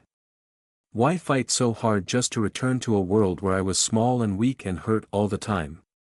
Because if this Leviathan digested the contents of my pressurized heart, the knowledge of those names, of Rain and Evelyn and my friends, it would know where to find them, it would learn how to go there. Would our reality end up like Wonderland? Too abstract, here in the void. The fuel of kindness and curiosity ran out. No, I fought because my twin sister had told me to. In the end I used tooth and claw. I bit. I ripped. I chewed. For every pint of me it drained, I took a pound of flesh. It let me go eventually, abandoned this morsel to the cold currents. I'd proved too much work to eat. Bruised all over, missing mass and limbs and bleeding into the dark void like a beacon for every predator to follow, slow and limping and in so much pain, I reached the edge of infinity. I found the membrane. Collapsing, passing out, giving it one final push, I crossed over. I went back. There are no safe paths in this part of the world, my eyes red, tripping along the page mid-blink. Remember, you are over the edge of the wild now. Dash. A gasp ripped down my throat and into my lungs, real air into real lungs, obscene wet sacks of folded flesh I felt inflate inside me.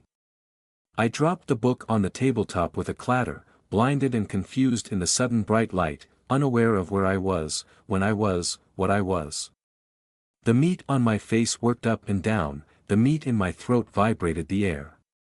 Sounds emerged, meat sounds, wah, what, wh couldn't remember how I'd got here, where I was a moment ago, what I'd been doing.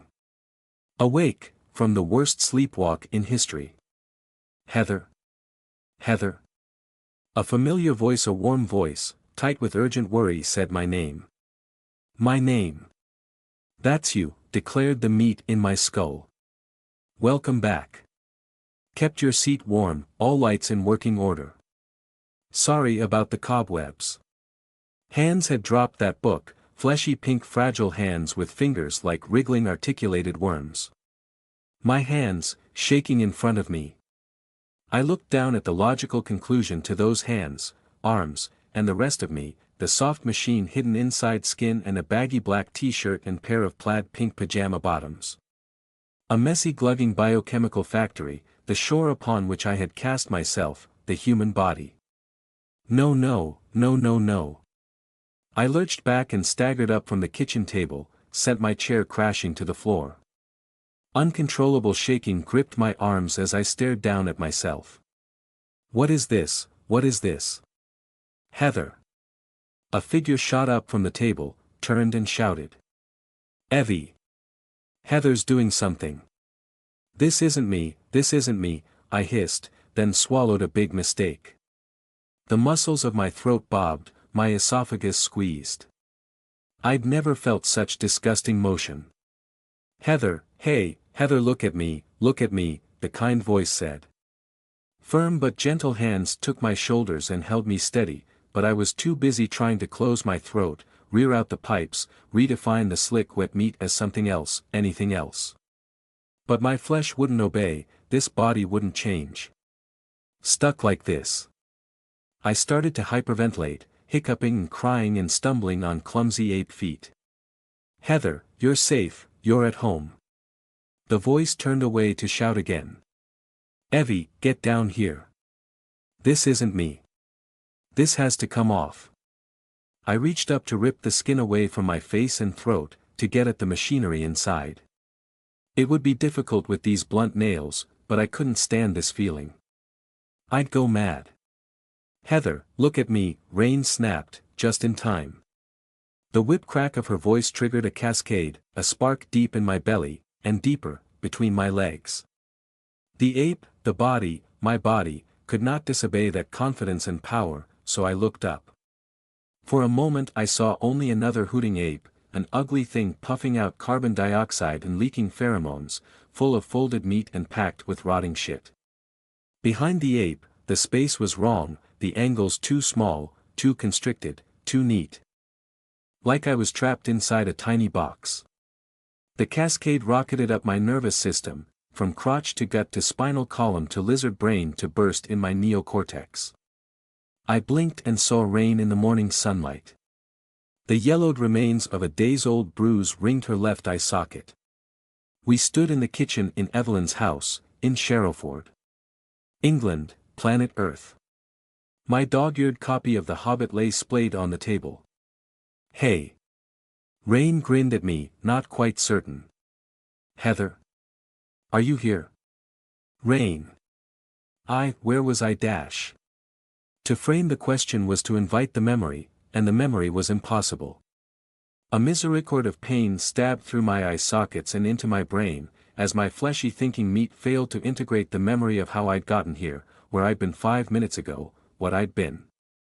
In a desperate measure of self-preservation, my imagination wove metaphor and sensation from what little it could understand, rendered the experience down into physical terms: the abyssal ocean, the dark, and the cold. I doubled up in Rain's arms and vomited onto the floor, gagging on alien thoughts. It's okay, Heather, you're okay. Rain held me up, steered me toward the sink with confident strength. Get it all out if you have to, don't worry about a thing. I promise you're safe, Heather, I promise. It's all right now. No, it's not. I spat bile and hauled myself upright, panting and reeling and slurring the words in my raw throat. She doesn't need another bath, Rain, a second voice drawled from the kitchen doorway, unimpressed and snippish. Evelyn, in a patched cream jumper, her hair tied up in a ponytail. She clutched her walking stick, and the matte black ankle of her exposed prosthetic leg peeked from under the hem of a long skirt. She frowned, a look I knew so well. She clearly doesn't want it, but I know you're enjoying every excuse to strip an unresisting dash. Evie, I whined. She slammed to a stop, mouth open. Heather. I think it's her, it's actually her. Rain burst into a grin. She's come round, I told you she would. And she's made an impressive mess on the floor, Evelyn tooted. She clicked her fingers at my face, once, twice, 3 times. Heather, are you in there? Oh, thank God, you are, aren't you? I came back. Oh. My mouth gaped open, silent tears on my cheeks. I spoke to her. Cold bloomed in my chest, the cold of the abyss, an abscess in my soul leaking into my flesh. I gasped as if plunged into ice water, teeth chattering, heart racing, blood vessels constricting. I shook, sudden and violent, and sagged in Rain's arms. Heather? Heather? What's happening to her? Evelyn snapped. Rain worked it out. She always does. Trust her to read me with perfection, she knew my body better than I did. She slipped a hand over my forehead and pressed down. My eyes rolled in their sockets. Felt like I was about to pass out. She's gone freezing cold. Radiating it. Heather, don't close your eyes. Focus on me. Look at my face. What did you do to her? Evelyn barked. Nothing. She wasn't like this when I put the book in her hands. Heather, look at me. Open your eyes. BB brought BB back W with me, I chattered. I'd brought a piece of the outer cold back with me, a moon rock from an alien planet. This, I realized with an insight born of my journey in the abyss, was what I'd been doing every time I'd used hyperdimensional mathematics. My body and mind and our reality was like a sealed arcology, a haven of light and life, and beyond lay only the void, cold and dark and full of predators. Every time I did brain math, I stepped out into that icy wasteland and let pieces of it back inside with me. The inhuman, crammed into my tiny body. My eyelids fluttered. The edges of the world went dark. Rain didn't waste time on explanations. She swept me off my feet. She sprinted to the stairs and leapt up them 3 at a time. I barely felt it, numb and insensate as Rain shouldered the bathroom door open and held me upright under the shower, no time to undress, our clothes soaked through as soon as she spun the taps on. She held my mouth and nose clear of the stream of steaming water, soaked my icy flesh with heat, rubbed my back to force sluggish blood through my veins. Slowly, painstakingly, with infinite patience, Rain spared me the oblivion of hypothermia. 20 minutes later I sat waist-deep in warm water with my arms wrapped around my knees, still shivering. Rain perched on the edge of the bathtub, unconcerned that her own clothes were sodden and dripping all over the floor.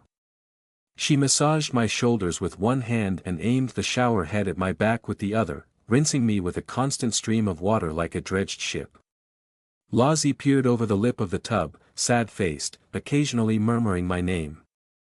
You do know you are aware Rain, you, Evelyn failed to begin a sentence, several times.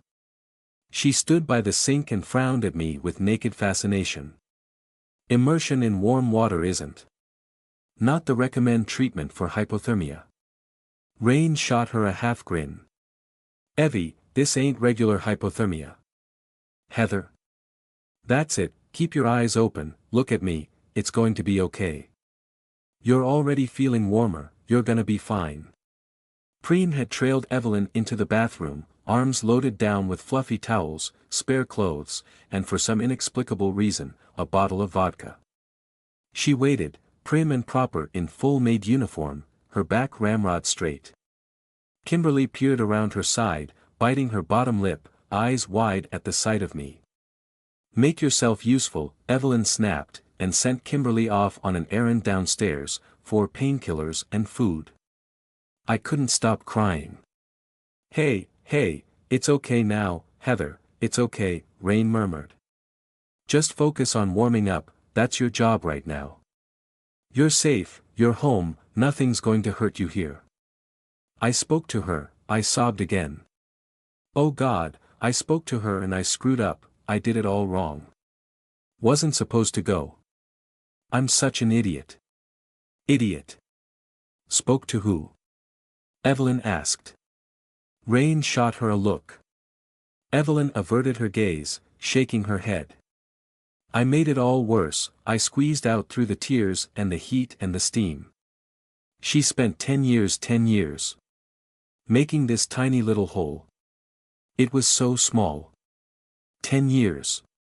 And she had to use it for me because I'm an idiot. I'm so sorry, I'm so sorry. I buried my face in my knees. Heather, it's going to be okay.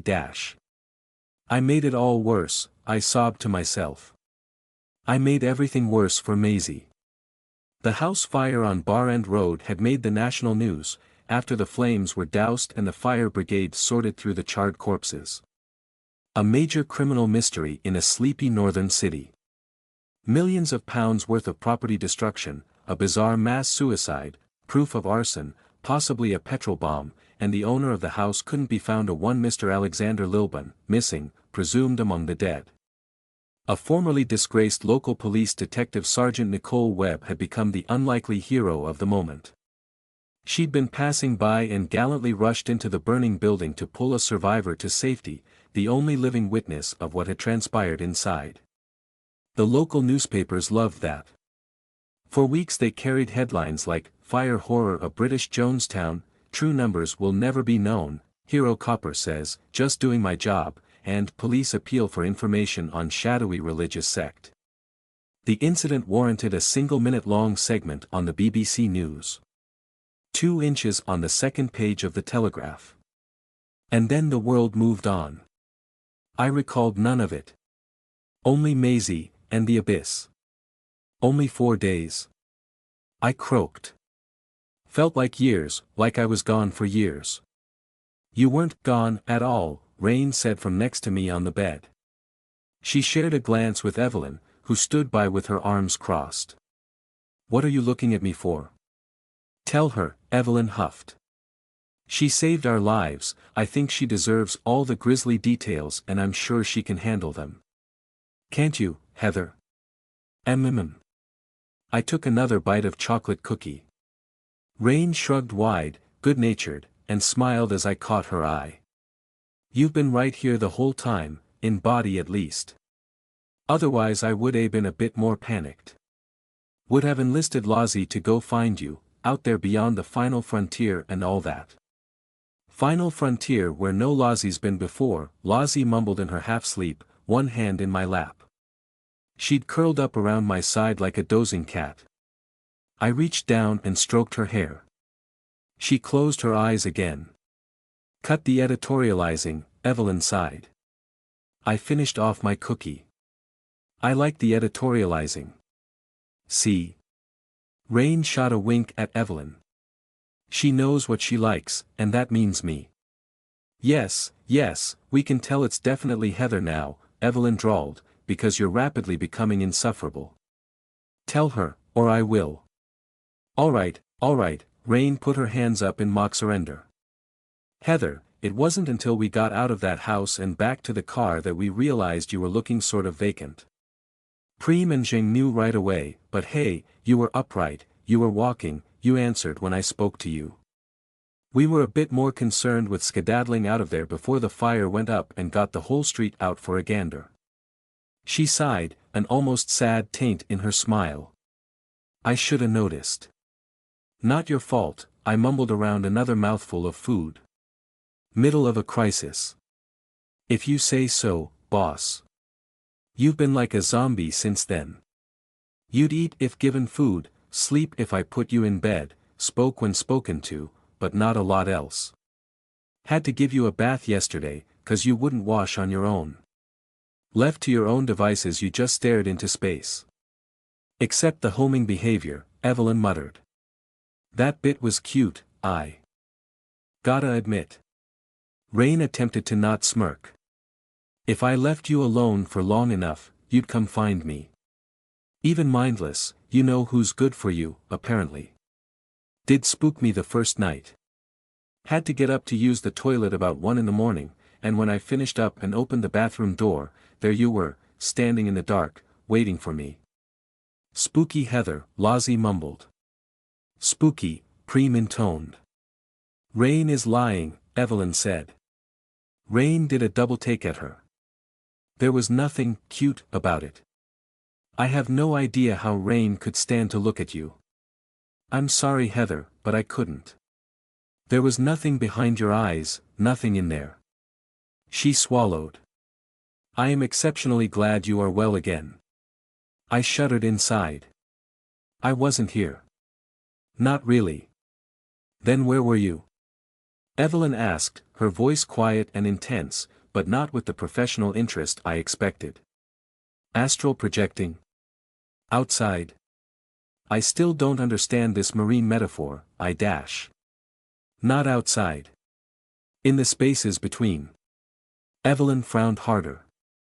I stared back at her, too emotionally wiped out for embarrassment or sheepishness. Your mother's map, I said. It's accurate but incomplete. It maps the world, here, and all the outside dimensions, but it misses the aqua incognita. The space between. An abyss. What was it like? Evelyn breathed. Evie, Rain said, warning sharp. Why don't we drop this line of dash? Like an abyss. Cold and dark. An ocean. I swam. My jaw quivered. Silent tears ran from my eyes again. Shivering, and not from the cold. I was so graceful. It was beautiful, and terrible at the same time. I can't, words don't dash, a gasp, a heartsick pain. A little bit of me wants to go back. I'm sorry.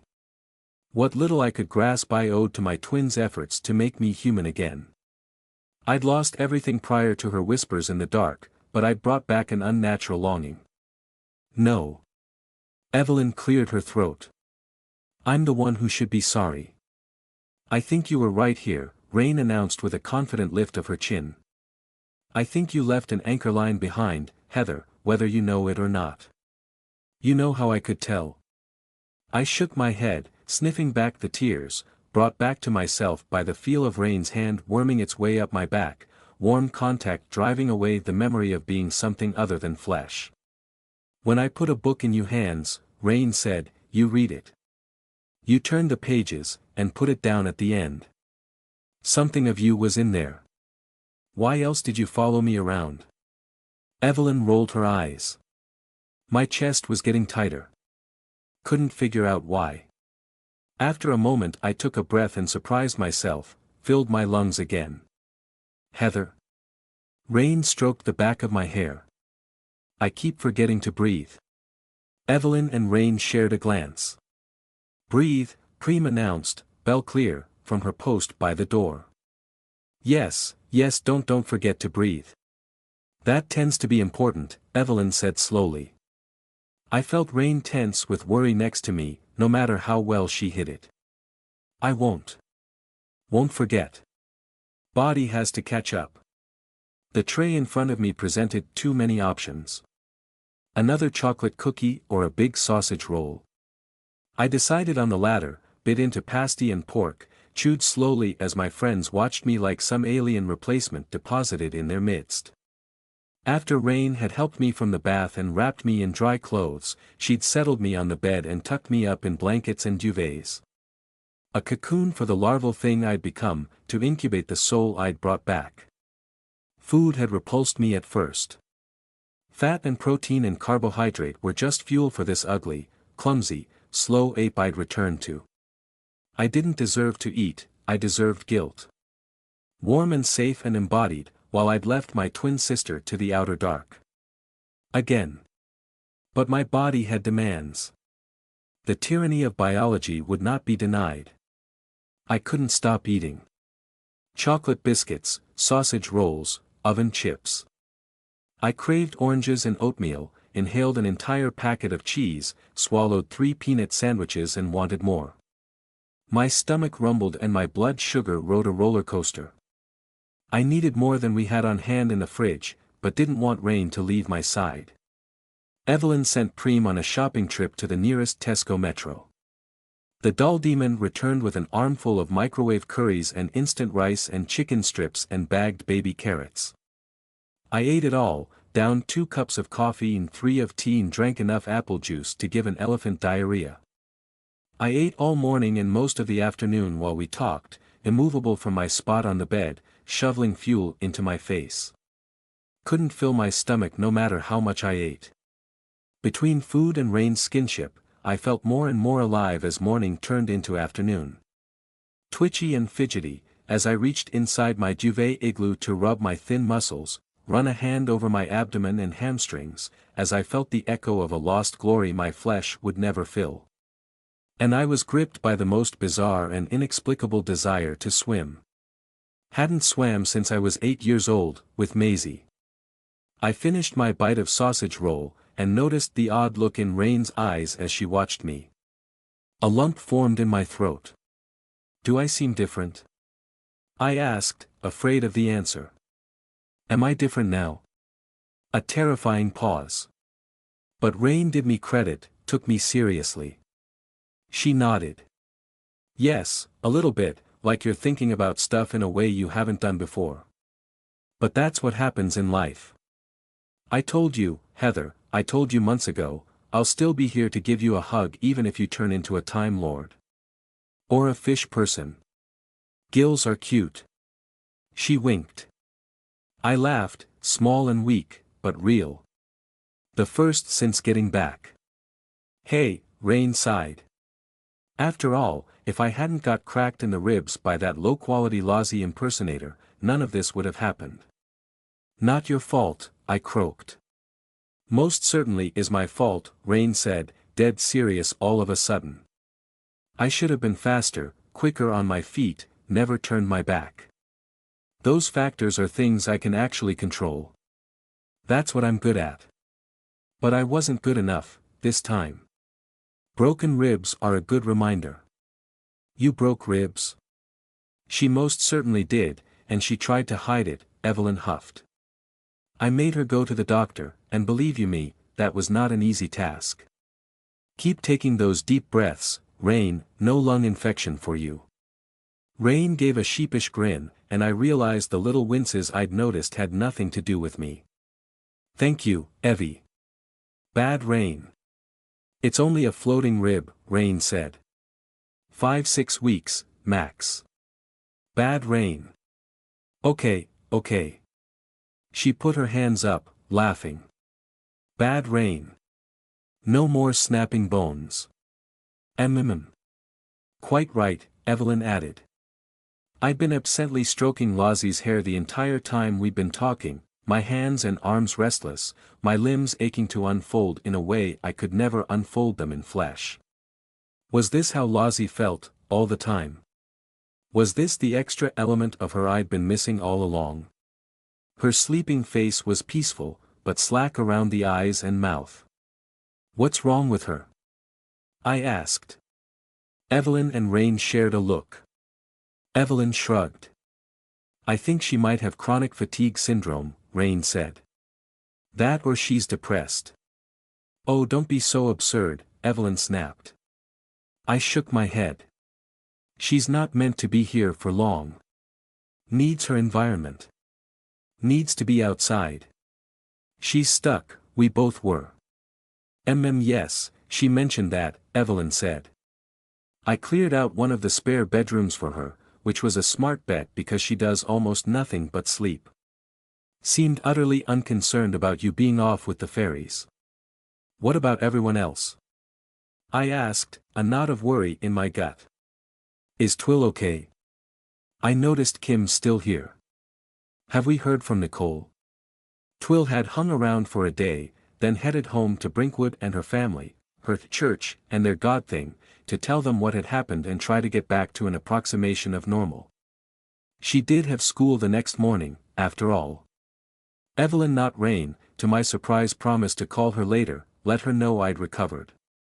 She'd probably head up to Sherrowford in a day or two to say hi, though I suspected and hoped her visit would not be primarily for myself. Kimberly was indeed still here in the house, too terrified to return to her flat without our continued protection, not while Glasswick Tower still loomed nearby, possessed by the memory of Alexander Lilburn. She'd made one careful, reluctant journey home for clothes and personal effects, but until the problem was solved, she was stuck here. You like her really, Rain said to Evelyn with a knowing grin. You've gone soft on her.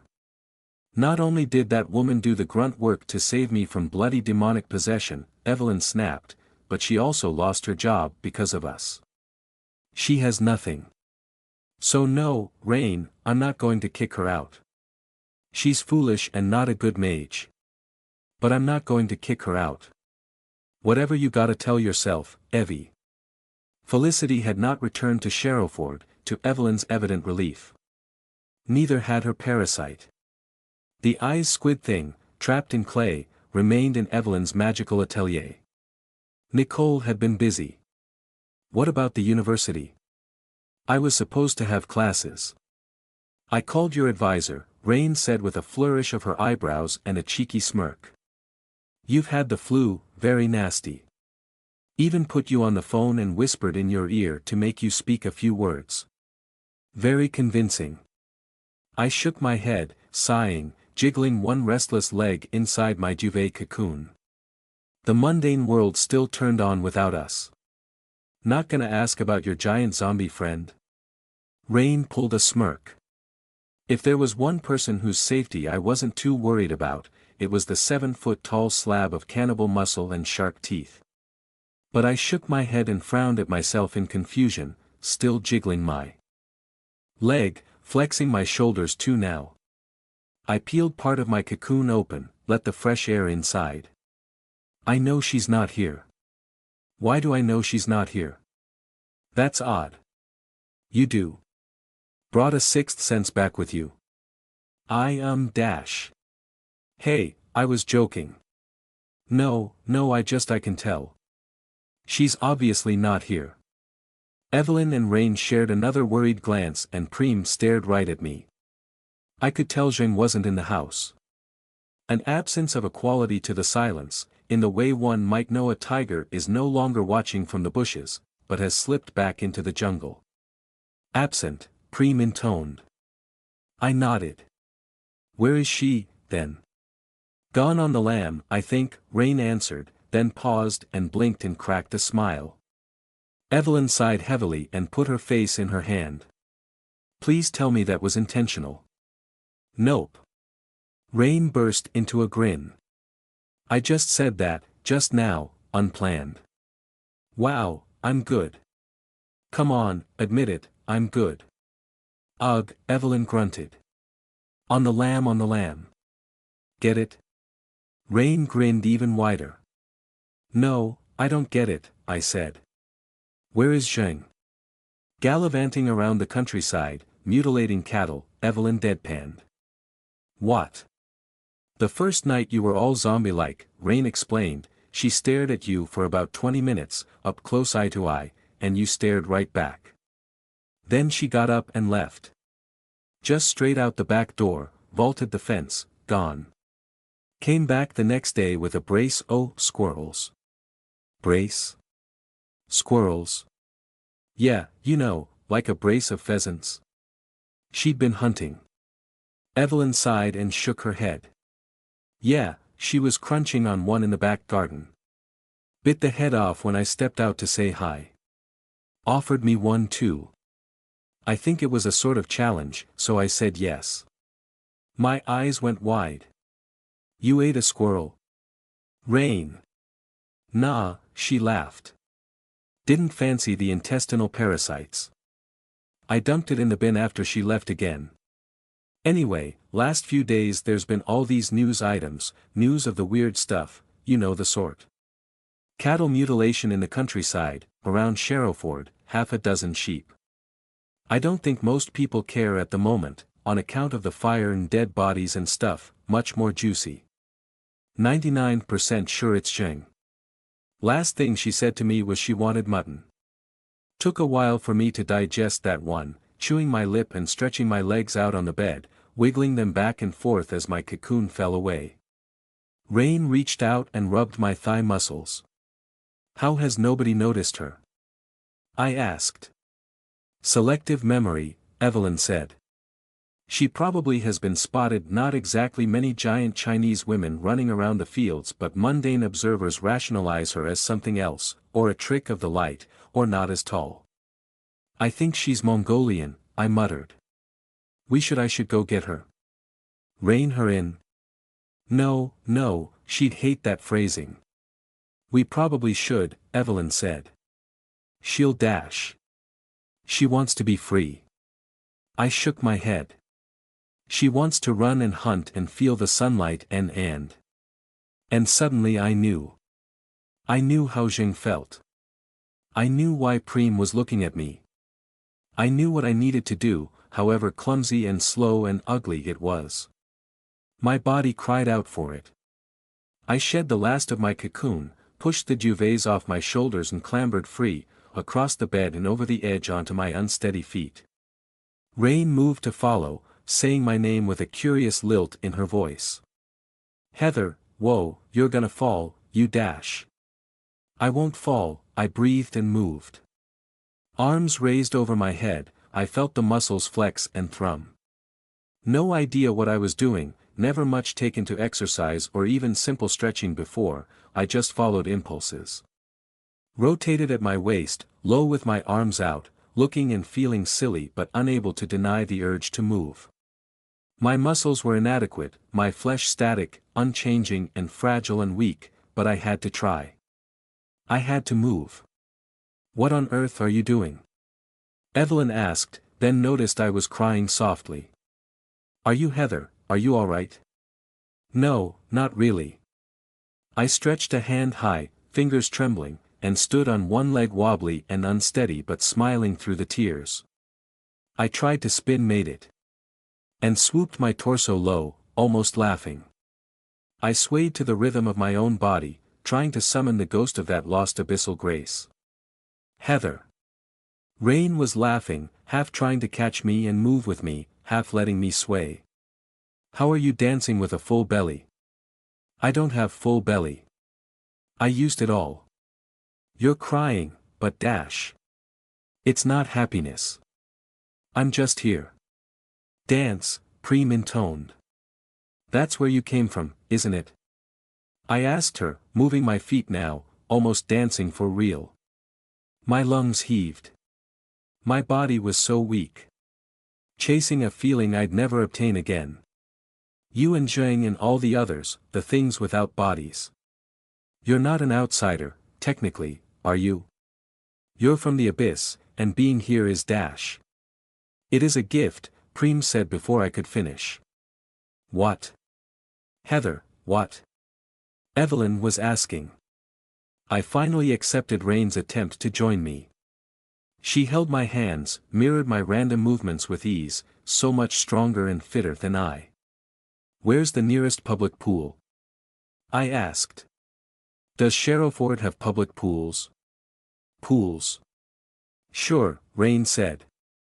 If she felt surprised she hit it perfectly. I'll take you tomorrow if you poop. Heather, hey, steady on. I'd let go of Rain's hands and ran my own down her front, across the softness of her chest and the tautness of her belly, and lower, gripped by a sudden flush of animal lust. The logic of my body was finally reasserting itself in sweat and hormones, my soul had remembered what it was. Rain grinned like a loon. Heather, Evie's right there. You know. Not that I'm complaining. Also Preem said. I need dash, I stammered. Alright, Evelyn threw up her hands, a blush on her cheeks as she looked away. Fine. We'll continue this later. The wave of elation broke. I pulled back from Rain, heaving for breath because I never got any cardiovascular exercise and I was small and weak and aching with guilt. I sat down hard on the edge of the bed, huffing and puffing with my head in my hands. Sweating and ugly. I don't deserve this, I don't deserve any of this, I said. I failed. Hey, Heather, Rain knelt down in front of me and took my hands. You did what you thought was right, and dash. And it didn't work, I hissed, guilt transmuted in anger. I failed Maisie. She had to sleep, whatever that really means, to shut down, conserve the embers of herself. Because of my mistake. Because I thought I'd be like the eye. I don't even know. I shouldn't be here. What if there's nothing left of her now? There will be, Rain said, and she blazed with such confidence. I chose to believe her, because what other choice did I have? Maybe, I whispered. But I still don't deserve this. She should be here. And she will be. I still feel sick and wrong. Part of me wants to swim in the abyss again. I sniffed back tears. It was easier, in some ways, than living. Settle in, Preem intoned. We all stared at her. Rain laughed. Well, she'd be our resident expert, Rain said. You did just come back from an astral voyage. These things take time. You just danced for no reason. That's gotta be a good sign, right? I shrugged. Chewed my lip. Felt something harden inside. Maisie's advice. Gather your allies, your resources, your tools. Rain, right in front of me. Lassie's mysterious night she'd called in Wonderland. My new knowledge of what the eye was and what it had started life as.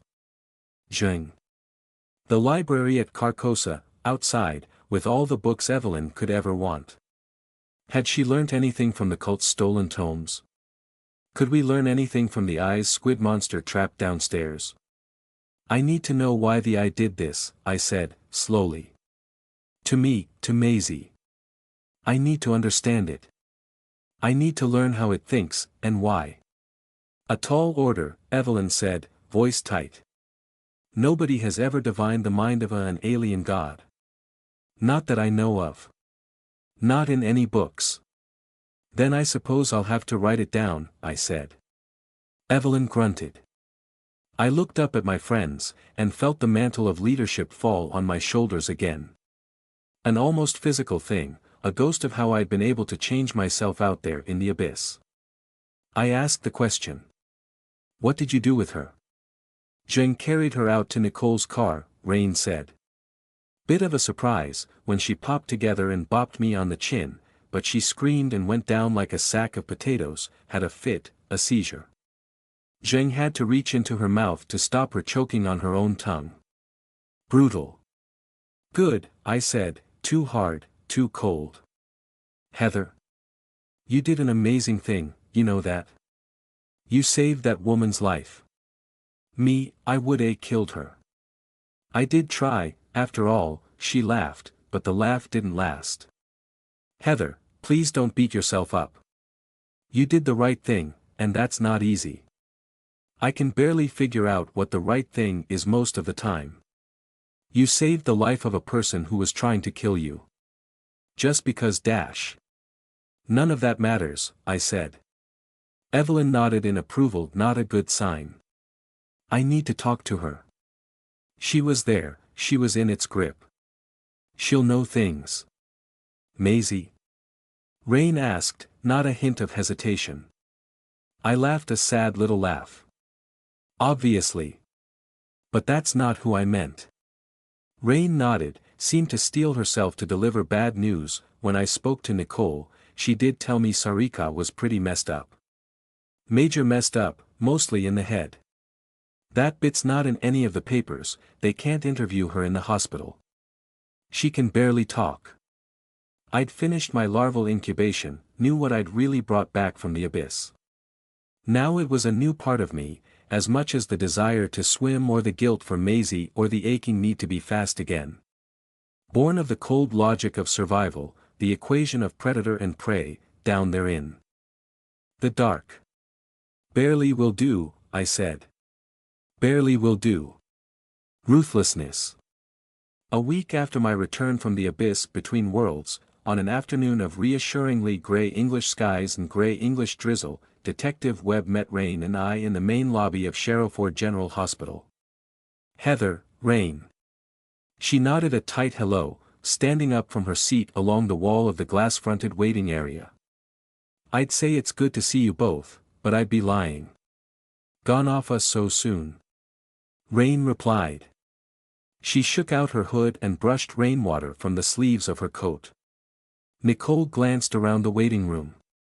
Late afternoon meant fewer visitors, and the AE department was on the opposite side of the building, but the hospital still bustled with people.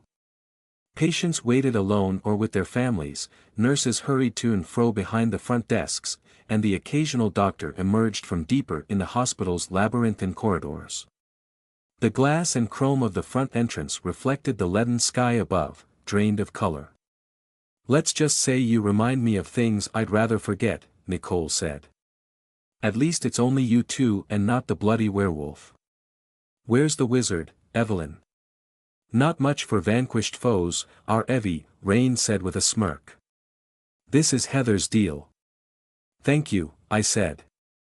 Thank you for doing this for us. I mean it. Nicole pulled a not quite shrug with her face. Her eyes flickered over us, over Rain's coat and the water-spotted shoulders of my hoodie, my damp hair and the dripping, collapsed umbrella in Rain's hand. The glance of a natural detective, her eyes soaked up every detail. You know there's an attached multi-story, right? Silly to get wet trudging through the car park out there. I blushed, mortified, but Rain laughed. You assume we brought a car. You took the bus. The stop's right out there, undercover. What were you doing to get wet? Like, Nicole frowned. You walked here, in the rain. All the way. Rain raised her chin, proud of the senseless masochism. She did it for my benefit, pretended it was okay, pretended I wasn't a total basket case. Nicole shook her head. Uni students, never a dull dash. I needed to feel it, I blurted out. The rain, the water, the forget it, please. I'm going through some complicated things. It's nothing to do with being a student. She blinked at me. All right then, okay. Sorry about that. No, I should be the one apologizing, Nikki.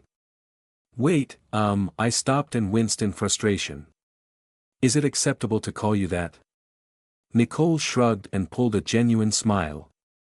Don't see why not. We're a bit past first names, you and I. Then, Nikki, I'm sorry I had to involve you in the first place. In any of this. Don't be. The nightmares are worth the purpose. Haven't felt this real in years. Rain smirked. Nikki's a cute name. I like it, suits you. Nicole cleared her throat and dropped her voice. Miss Haynes, I do hope you've disposed of that illegal firearm. The detective looked far neater and more controlled than when I'd last seen her. Blonde hair up in a strict bun, suit jacket and trousers pressed and neat beneath a long coat, a quick ironic flash in her eyes and an upward kink at the corners of her mouth. With her chin tilted down a notch, Miss Webb was the very picture of a razor-sharp private eye. Nothing gave away her police status, except perhaps the authority with which she held herself. She looked unquestionably in the right place, and the right place was anywhere she chose to be. Rain shot her a grin and outshone her instantly. Haven't a clue what you're talking about, officer. That's sergeant, to you, Nicole said, stony-faced, then broke into a smirk. All right, that's enough bullshitting. Her eyes flickered over the waiting room and hospital front entrance once more, as casual as possible, as if we ran a risk of being followed. She radiated cloak and dagger in the set of her shoulders and the way she positioned herself, back to the wall, eyes high. You want to head up there straight away? She's not exactly going anywhere. If anyone asks, who are we? Rain said. Nicole's eyebrows rose an inch. Sharp question. That's me all over. It is a good point, I added. Officially. You're a pair of Sarika's friends, here to visit the patient. That's how I've gotten you in. Nicole spoke softly, looking anywhere but directly at us. Her family parents, 3 brothers, 1 sister were here this morning. All of them are busy for at least the next few hours, I've checked, so no surprises on that front. Sarika will play along best she can if we do get interrupted. None of her family are, you know. She tapped the side of her head, she meant, in the know, involved, part of our world. She knows we're coming? Rain asked. I did warn her. We don't want her to start screaming. She does enough of that already, apparently. She's got a single room, but I hope I don't have to remind you this is a public hospital, so not too much noise, eh? Got it. Just talk, no fuss. You're really not charging her with anything? I asked, a tiny bit too loud. Nicole shot me a frown and Rain reached over to squeeze my hand. I mean, she should be. Nicole shrugged, almost apologetic. With what? There's no evidence of anything, unless I, or one of you lot is willing to speak up about ghosts and goblins. We've hit the jackpot that she's sticking to her story, so it's only protective custody. Anything more and you'd have to be family or her lawyer. Besides, I doubt she's going to cause much trouble from now on. Good, I squeezed out, but it didn't feel good. Good. What is her story? Rain asked. Nicole turned and gestured for us to follow. We passed through a set of double doors, then another pair marked inpatient care, and ventured deeper into the muffled corridors of Sherrowford General. Down long hallways of blue vinyl tile and "You Are Here" maps, past open ward rooms of full beds and tired nurses at their stations. Past huddles of junior doctors and treatment charts pinned to boards and cleaning staff swabbing the floors. Medical machinery hummed and dripped and gurgled. Antiseptic smells saturated the air. Televisions played low murmurs to themselves. Trolley wheels creaked. I'd always hated hospitals.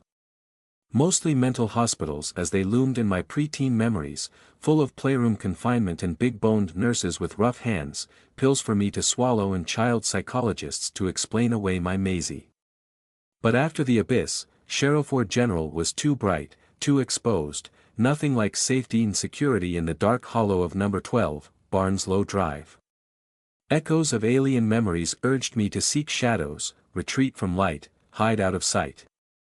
That she wasn't involved, Nicole said as we waited for an elevator to arrive.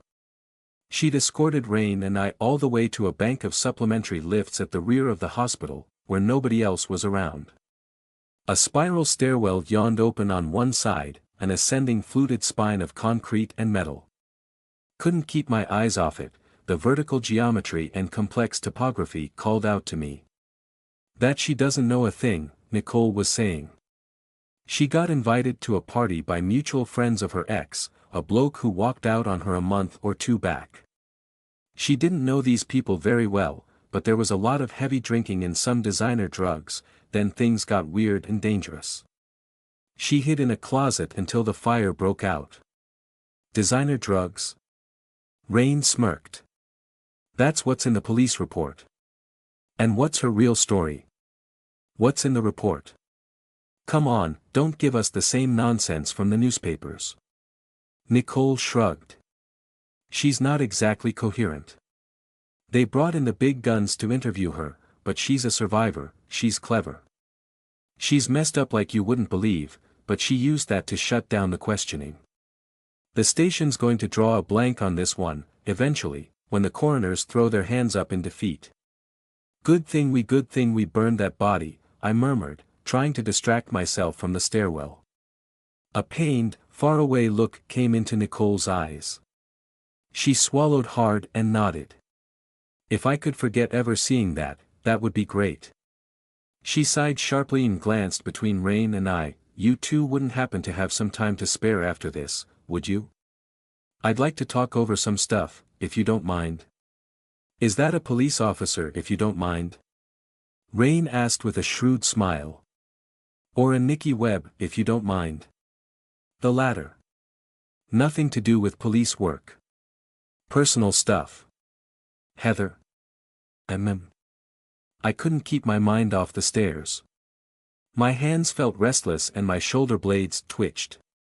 I pictured how much faster it would be to ascend through the central gap of the stairwell, to haul myself up with tentacles to grasp the handrails and hooked claws to anchor myself in the walls. My skin itched and crawled to change, to adapt, to race. I shuddered with faint disgust at the feeling of phantom limbs that had never existed, metaphors for myself in a place that had not really been an ocean. Heather. Ground control to Heather, this is Sherrowford calling. Rain's hand drifted in front of my face. I blinked and gasped, breathed in a lungful of air, snapped to and looked right at her. I'm fine, I lied. You want to take the stairs? Fancy a climb? She grinned for me, all confidence and reassurance. I shook my head, guilty and confused. No, I shouldn't, I sighed as Rain's knowing smile battered through all my resistance. Yes, yes, I want to climb, but not the stairs. Up the middle. It would be faster. I would be faster. Rain craned her neck to peer up the stairwell, at fire doors and handrails receding upward. Hey, might be fun. I do need a cool down after the walk here. Don't be absurd, I'd expire halfway up. She looked at me. With a twinkle in her eyes. You don't know that for sure. Won't find out if you don't try. Nicole was frowning at me in curious speculation. I looked right back at her and waited for the inevitable. You seem different somehow, she said. I forced a smile. I'm still me. Rain had taken me swimming 2 days earlier. The experience had not gone well. All week since my return my biological rhythms had been out of sync, erratic and overcharged appetite and digestion, circadian and alertness, hormones and sexual arousal. I ate and ate but never felt full, and put on less than a single pound. My fingernails needed trimming every single day and my hair grew by 2 full inches. I felt sleepy at strange times, fell unconscious on the toilet or at the table, then lay wide-eyed alert in bed for hours, tucked up in Rain's arms, replaying Maisie's words over and over in the dubious comfort of the dark. Rain and I had sex 3 times a day for 6 days in a row. I felt insatiable, like an animal in heat. She didn't complain, but I think it was almost too much even for Rain. Her tall tale that I had the flu was a godsend. I only managed to drag myself to 2 lectures at university, twitchy and jerky and restless as I listened to the drone of old professors. I did want to be there, I craved normality, I devoured books, but I couldn't sit still. I needed to move. Run, jump, climb, swim. Sex helped, physical contact helped, being around my friends helped. Phantom limb syndrome did not. Why the sudden interest in that? Evelyn asked. We'd been in her magical workshop when I'd finally worked up the courage to pose the question. The eyes squid minion, still trapped in its temporary clay vessel, was slumped against one side of its invisible prison. It had begun to dry out, body stiffer than before, cracks in its wetbag hide. Evelyn had been exploring our options out loud when I'd changed the subject. I was just wondering, I lied, then stammered in mortified embarrassment. I mean, not to treat you as a curiosity. I mean, I'm sorry, Evie, I shouldn't have asked. Please forget I said anything. You get to ask me anything, you fool, she grumbled and sat down, frowning at me with curious concern. And no. Not at all. Not when I have my leg on. She tapped the knee of her prosthetic through her skirt. Phantom pain, certainly, but that's not quite the same thing. She watched me for a moment. Why do you ask? I've been. Evelyn waited a heartbeat or 2 before she sighed. From her, that was respect. I can deduce the problem, but considering what you've been through, it's best you share your symptoms. I've told Rain. Rain is not a mage. And she's too easy on you. That's true. She really is. I smiled, almost sadly. My mind keeps trying to solve problems with body parts one don't have. It's upsetting, makes my skin crawl, but at the same time I almost cherish the feeling. Sometimes I look at a mug of coffee and I try to reach for it with I made a gesture from my flank, indicated a limb which wasn't there, which I couldn't even describe, which had never existed in flesh. Gills at my neck stayed stubbornly shut, tentacles refused to uncoil from my sides, spikes of bone would not extend from my back. A bittersweet reminder of lost grace and a shuddering disjunction of flesh and spirit, moments of dissociation and nausea that I clung to in awful nostalgia. Evelyn waited for more. For all her faults and tempers, she was a good listener when she cared to be. You don't know if this is a crazy thing to ask. There's no way to grow dash. Heather, she barked, and I flinched.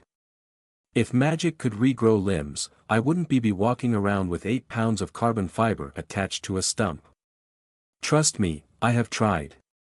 No, of course not. Evie, I'm so sorry, I just had to ask, I had to dash. She cleared her throat and held up a hand. You didn't deserve that. Touchy subject. It was unthinking of me. Evelyn nodded awkwardly, wet her lips, and paused before she continued. More importantly, whatever you're experiencing is not phantom limb syndrome. Stop thinking of it as such. You need to be extremely careful. It's not. I do. She peered at me, frowning hard. You said it yourself, the oceanic impression was all a metaphor. Your brain has done this to itself, a defense mechanism. You never had tentacles, or gills, or anything dash. I know. I put up my hands as if to ward her off, couldn't bear to hear more. I know. I know. But it still feels real. I still feel it. You better be bloody careful, Heather. You inform me if anything changes. Anything. I will. I will. Watch yourself. Promise me. I promise. Okay. Okay. I devoured Wikipedia articles about marine life and deep-sea diving, glued to my laptop for hours, to YouTube videos of jellyfish and sharks and deep-sea monsters with fangs and suckers, uploads of research submarine footage and whale pods and glimpses of colossal squid in the pelagic darkness. I watched Blue Planet over and over again, cried to myself at seals slipping through the waves, felt dull recognition for their fluid grace in the water and clumsiness on land. Ocean floors and thermal vents made me ache for catharsis. I tortured myself with longing for a place that had never existed in the way my mind interpreted it. Dark water and cold currents eroded my foundations. More than once I slipped into Lozzie's new bedroom and curled up with her in the quiet and the dark. I'd always been more comfortable in the shadows, literal, historical, social, than the bright lights of the modern world, but that proclivity increased a dozenfold. With the lights out and the curtains shut, I could almost pretend I was back in the abyss. Or maybe that was an excuse to spend time with Lozzie. I had so many questions for her, was dying to ask how she'd communicated with Maisie to save me from Wonderland, about her night, about the dreams we'd shared. I had a list, I'd written it all down like a good little academic, but Lozzie was barely there. She slept 16 hours every day in her Spartan, empty room, and stumbled about sleepy when awake. My half-hesitant questions fell on confused ears. She couldn't function without the outside. For me, the merest thought of hyperdimensional mathematics felt like poking my tongue into the raw socket of a shattered tooth. Needed time to heal. Dare not test a slip, test to see if we even could. I lent her 3 changes of pajamas. Luckily we were about the same size, because she owned nothing besides the clothes she'd appeared in, a plaid skirt and her pink poncho with floppy rabbit ears attached to the hood. Where had that poncho come from outside? Soft pastel pink with 2 bands of blue and 1 of white in the middle, very comfortable to wear. I even tried it on in vain hope for insight. All I found was a normal laundry instructions tab, made in Bangladesh, and a balled-up sock in the pocket. The first time I curled up with Lozzie, we fell asleep tangled together like a pair of small animals. Rain found us, found me. She sat on the edge of the bed and stroked my hair until I woke up. I was terrified. It's not a dash, I slurred, bolted upright, pulled myself out from Lozzie's embrace, one leg still wedged between hers. Rain, it's not, it dash. It's okay. Rain whispered in deference to Lozzie's continued slumber. You can nap more if you want, I didn't really want to wake you, just couldn't help myself. Still cute. It's not a sexual thing. It's not. Ah. Rain's grin was warm in the dark, completely accepting. Part of me wished it wasn't, almost wanted her to tell me off, to be jealous, but not hurt. A selfish paradox. Didn't think it was. But hey, if that's what you're into. I'm treating her like Maisie. She deserves better, but Rain just stroked my hair. Stroked me into calm silence, then took me back to our bed and pinned me under the sheets until I climaxed 3 times. Perhaps it was a sexual thing, to her. I didn't need a surrogate Maisie, I need my twin sister. Her words, the first words we'd exchanged in over a decade, replayed again and again in my head, or at least my poor ape brain memory of them did. I rocked myself to sleep, telling a memory that I loved her. I cried when alone, in the bath, on the toilet, with my own thoughts and her echoes. Beautiful, but sharp enough to cut. The abyss had been easier. I made several abortive attempts to talk with Preem, but even past her habitual taciturn style I couldn't phrase the questions right. She stared back, she understood, she echoed in agreement, but we had nothing to discuss. How does one talk about the abyss in human words? Our only shared reference point was here, embodied, in the taste of strawberries and the feel of sunlight. I kept nothing back from Rain, not my new interests or the phantom limbs or the paradoxical ache to feel the abyss again. She kept me sane, but how could she understand? When I stopped falling asleep on my feet, and ceased eating 3,000 calories a day, she accompanied me down to the university gym, to the pool. I wanted to feel my body suspended in water, dive to the bottom of the deep end and close my eyes, brush the faintest shadow of abyssal grace. Clumsy and slow, I flailed like a cat and sank like a rock. Couldn't swim. I hadn't been in water deeper than a full bathtub since I was 8 years old. My limbs didn't remember the correct motions.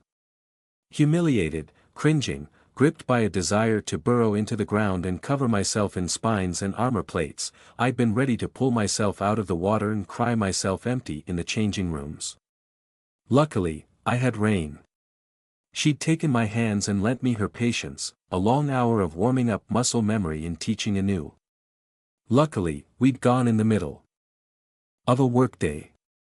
We shared the pool with only 3 other people, a man doing laps in the lanes and a young mother with her infant son in the shallows, none about to stare or laugh at a 20-year-old woman learning how to swim.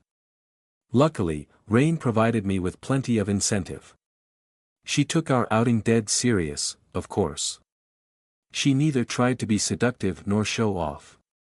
A one-piece in dark navy blue with a couple of red stripes up the sides, simple plain exercise wear, but on Rain, in motion, simple plain exercise wear was dangerous. She swam confident and strong, muscles humming, toned stomach and legs flexing under the water. I'd had to tuck my hair under a swimming cap, but hers was so short she didn't need one, raked back, wet and gleaming. She raced up and down the water like a real fish. She wasn't even a good swimmer, but she made it look natural. I assume I had an effect on her too. I hadn't owned a swimsuit before now, so she'd picked one up for me, same as hers in a smaller size, but I felt like a gremlin next to her, short and flat and scrawny and weak. That's it, keep your body straight, and kick. Kick, higher. That's it, you're doing it.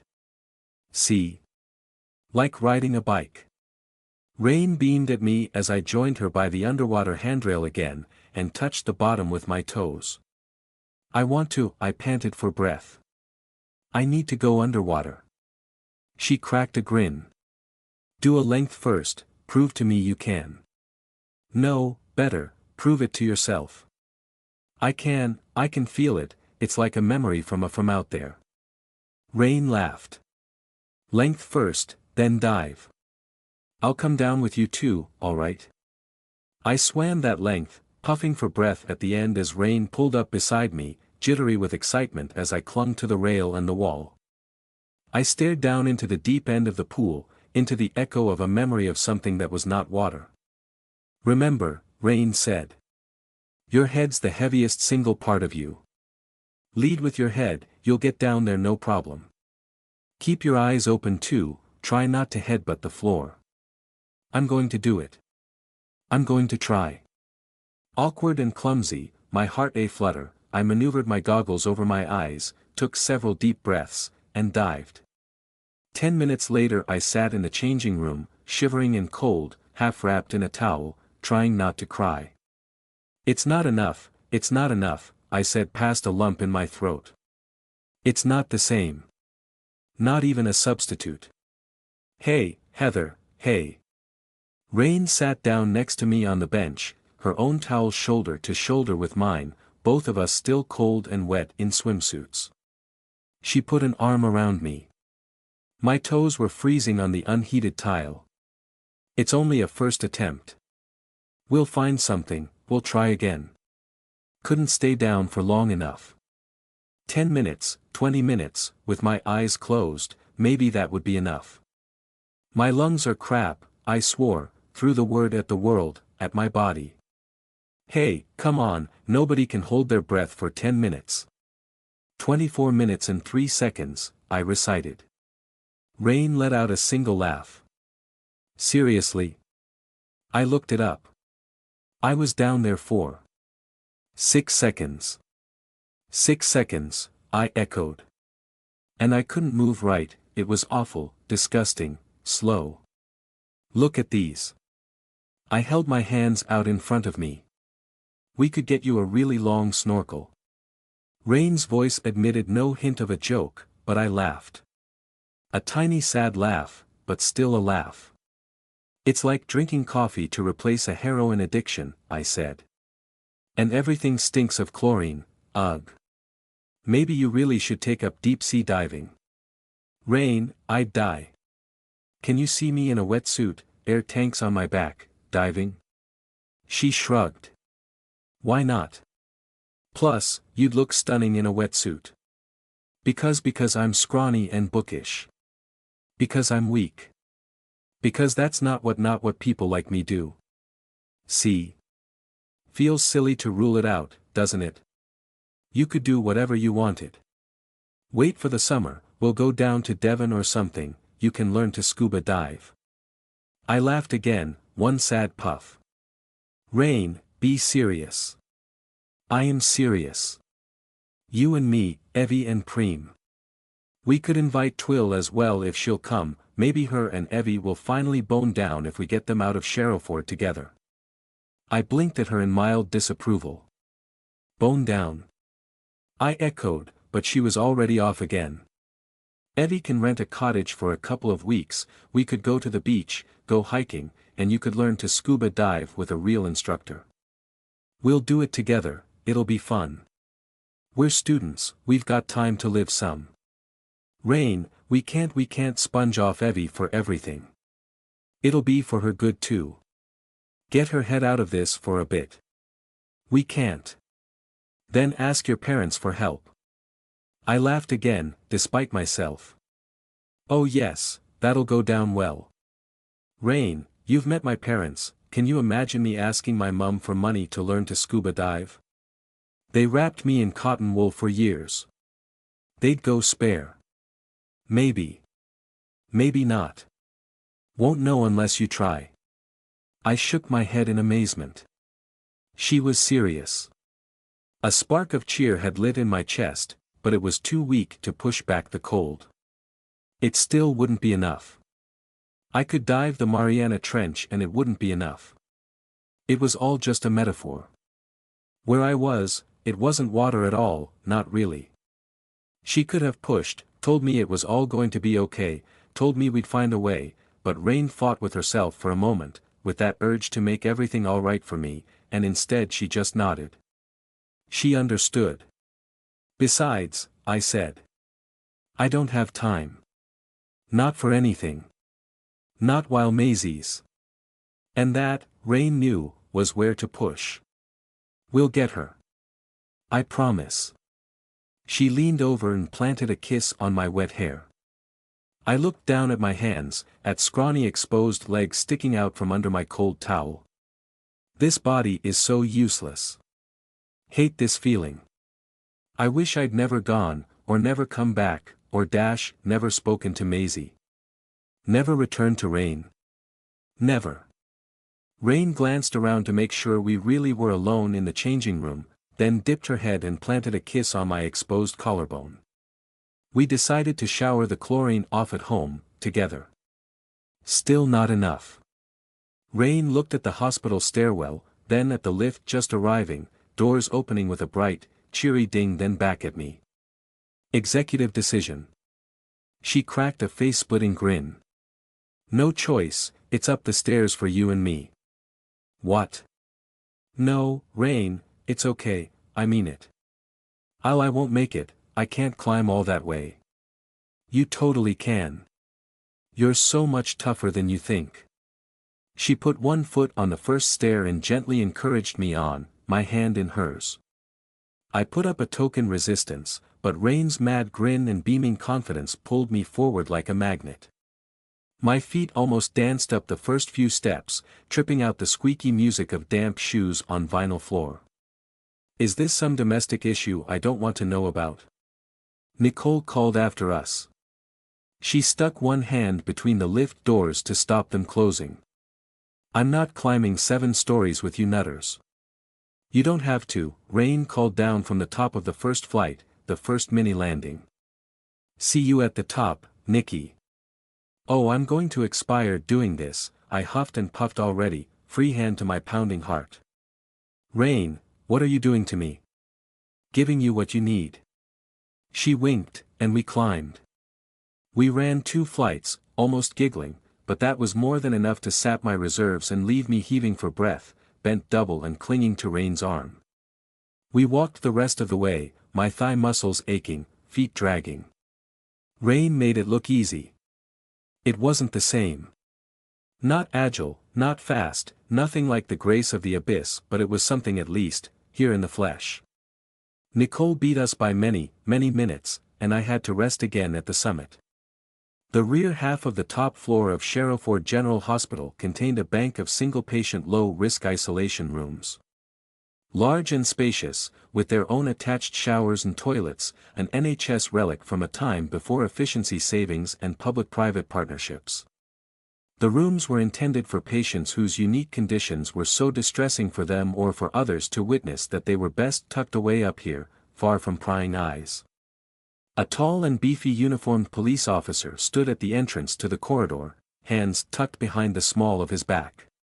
His eyes slid over us, cold and blunt, then alighted on Nicole. He broke into a big smile.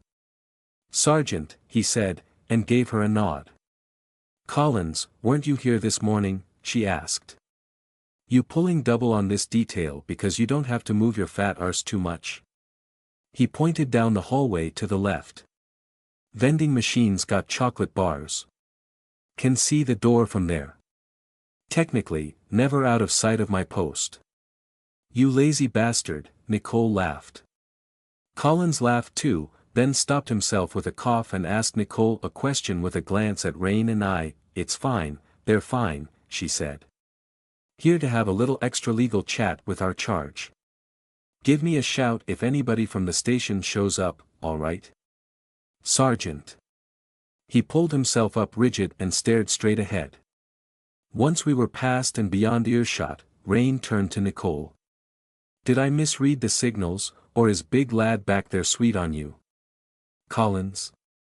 You're having a laugh. He's married, 3 kids. Ugh, no thanks." Nicole shook herself. "I'm popular with rank and file now, that's what it is. Made the force look good and showed up the brass at the same time. Hero detective rushes into a house fire, saves a young woman from a crazy doomsday cult massacre. Big hand all round." She stopped in front of one of the rooms, one of the few with the door closed. Both rooms either side were empty, but I could hear murmured conversation from further down the hallway, the sound of a television, the clearing of a throat. "Pity. That's not how it happened, eh?" Nicole pulled a rueful smile. "I could leverage this, get back onto homicide. Nice and straightforward, 1-to-1 deal, keeps the rank and file happy and I get to have a career again." She paused. "Not sure I want to." I blinked away from the door, away from my trepidation and the unexpected reaction of my body, surprised by Nicole's hollow tone. "Nikki? I've drafted a letter of resignation." "What?" Rain grinned in disbelief. I blinked at her too. Hadn't expected this. "But you're the hero of the hour. Can't say that part doesn't feel nice, yeah." Nicole shrugged. But how do you go on, knowing what you know? How do you participate in what we did? Real, bleeding edge real, and then go back to policing, I dunno, pub fights gone too far in domestic violence. Makes me sick. I can't talk to anybody about what I saw, about you lot, about, she blanched in the face, swallowed, steeled herself. Talk to my dog, mostly. Dunno how you do it. We have each other, I said. Nicole stared for a second. Huh, yeah. Yes, I suppose you do, don't you? Don't be a stranger, Nikki, Rain said. I'm not joking. You'd get on with Evie, better than you think. She snorted. You're all about 10 years younger than me, I'd be a bit out of place. She glanced down the corridor. How's that other woman doing, the wizard in training, whatever she was? Kimberly. Yeah, her. She's doing well, I said. She lost her job, and she still can't go home, mostly because of us, so we're looking after her for a bit. Why, you interested? Rain asked, a kink in her voice. Smoking's bad for your health, detective, Rain mock-tuted. Knowing you people is bad for my Heath. You've got I struggled over the words. Her condition was my fault, in a way. The skills for it. And the police contacts, the goodwill. The other contacts too. She nodded at Rain and I. Is there such thing as a paranormal detective, in your world? Rain shook her head. Not unless I count. Well, maybe I'll be the first. You're always, I hesitated. Nicole was so torn up about this and it was my fault. I'd introduced her to a reality that had undermined her identity, her sense of purpose, her reason for living. True, I'd done it to avoid killing her, but I'd still done it. But cold abyssal logic fought with natural empathy. A contact on the police force was useful, an asset, an advantage. A private eye less so. Survival instinct said argue her out of the decision, tell her to stay in the job. Everything else I had screamed no, battered me with guilt and shame. Invite her in, as a friend. Heather. Rain leaned forward, tried to catch my eye. You're always welcome at the house, I finally squeezed out. Don't be a stranger.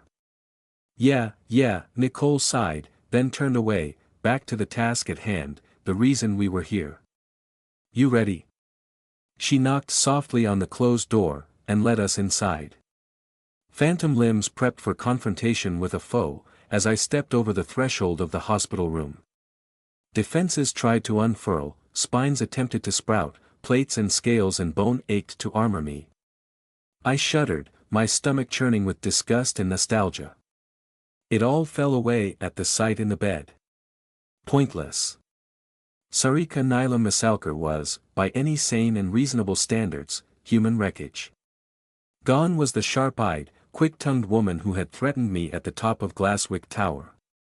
Gone was the leader who had kept the remains of the Sherrowford cult together, who had masterminded their doomed rebellion. Gone was the howling banshee of bitter revenge from inside the house on Bar End Road. In her place, propped up on a rampart of pillows in her hospital bed, was a palsied, tremor-racked, skittish shell of a woman. She jerked away as we filed into the room, flinched as if to throw herself off the bed. It's me again, Miss Misalkar, Nicole said, putting on her victim consolation voice and a nice big smile as she closed the door behind us. With your visitors. I did tell you we were coming. Sarika stared, blinking bloodshot eyes at me. She still had a glimmer of her old spite. Exhaustion lay like lead weight on her shoulders, in the bags under her eyes, in her hunched spine. She was still pretty, high cheekbones and delicate nose, though her coffee-brown skin was waxy and pale with stress. Her eyes were rheumy and crusted, her mouth slack. The roots of her long dark hair showed several streaks of premature white. She clutched herself, both forearms covered in a dozen scabs where she'd picked and scratched until she bled. Her lips were the same, bitten and chewed raw. She rocked back and forth, body in the thrall of an unheard orchestra of shakes and twitches. Her breath wheezed and snorted, erratic and stuck in her throat, as if she couldn't regulate her lungs properly. One of her arms was pierced by multiple drip lines, one feeding her saline, the other attached to a bag of morphine and a dose button. An oxygen machine stood by the bed with a hose and mask with straps for the head. An emergency sick bucket sat within easy leaning distance, to stop her fouling her clothes and sheets. Her family had left fresh flowers and a traditional bowl of fruit on the bedside table, along with a small stack of books and an electronic tablet. None had been touched. Told me, Sarika echoed in a broken half-mumble. Her eyes unfocused and stared elsewhere, past us, past the walls. Told me. You did. I remember. For a long moment, I just stared at her, at this shivering shape on the bed, this broken woman, this human I'd brought back. I had no memory of how I'd achieved this feat, how the hyperdimensional mathematics fit together, only an echo from across a gulf of memory, lost in the time before Maisie had reminded me what I was. But I felt such terrible responsibility. Nicole stepped past us, a tight look on her face. Well, she murmured. She's all yours. Remember what I said, not too much noise. And the nurses will be doing their rounds. One of them comes in, we're all friends here. No problem, said Rain. What will happen to her? I asked. In the long run, I mean. Nicole shrugged. Her family's very close, very big. I got the impression she was a bit of a wayward daughter, a little estranged. The parents were obviously really hurting at the sight of her. She won't be left institutionalized. She lost everything, I said. Rain squeezed my hand, but I barely felt it. You did save that woman, Heather. Did I? Shouldn't I have felt elated? Sarika was alive, I'd pulled her from the eye's grasp and rebuilt her from nothing, even if I couldn't recall doing so. She was living proof it was possible. Now I was here, talking to her almost seemed secondary, an excuse made up by my subconscious purely so I could witness the result of my work. It was terrible to behold. Would this be life enough for Maisie? Could I bear to see my twin like this? Yes, I knew in an instant. Anything was better than the eye. The abyss was better than the eye. Even ruined and broken, I would love my sister. If I had to, I'd dedicate the rest of my life to taking care of her. Sarika. I tried. Her head jerked round, snapped back to me, eyes sharp and suddenly present. We stared at each other, a long moment of contact. I meant to speak, to say, you can probably guess why I'm here, or, I have questions I need to ask you, or just, what does it want? But I couldn't get any words out. She'd been my enemy, she tried to kill me. In the final moment, she tried to kill Rain. She was alive, and human. She was a miracle. She turned away again, panting softly, to stare out of the window at the gray sky and the rain on the glass. Sarika. I repeated, and stepped forward, wriggling my hand free from Rain's grip. She moved to follow me at a slight distance, but Nicole hung back. I approached the edge of the bed. Sarika, do you know who I am? Can you speak? She grunted. Her legs made tick-like jerking motions under the sheets. Her breath wheezed. It's out of your head now, is that correct? All the way out, like before Alexander made his deal? It's gone. I lowered myself into a chair by the bed. There are things I need to know. Things I need to ask. You know already, she slurred, staring out of the window, sullen and hunched. Told you. You don't know what I'm going to ask. Crushed us. She lifted one hand and ground a fingertip of the other into her palm. Squish. Yes, we figured out what happened. That's not what I want to ask. A bizarre part of me desired to reach out and touch her arm or her shoulder, because what I'd brought back was in so much pain. Didn't matter that she'd been my enemy, she'd been tortured like Maisie and I had been, like Maisie still was. I need to ask about the eye. A shudder of pain passed through Sarika's body as her breath hitched in panic, sucked through gritted teeth. She groped for the morphine dose button, jammed it over and over with her thumb as she curled up on herself, like an insect exposed to fire. I am sorry, I'm sorry, but I have to ask, I said. I need to know what it wants. Why it wants me. What its dash. Sarika made choking sound, like an object lodged in her throat. She squeezed her eyes shut. Nnnnnnn. Sarika grunted, pure irritation. Wait, Rain said. Nnnnnnnnnnn can't. Can't. Sarika panted for breath, slurring her words as the pain passed. Just run. I can't do that, I said.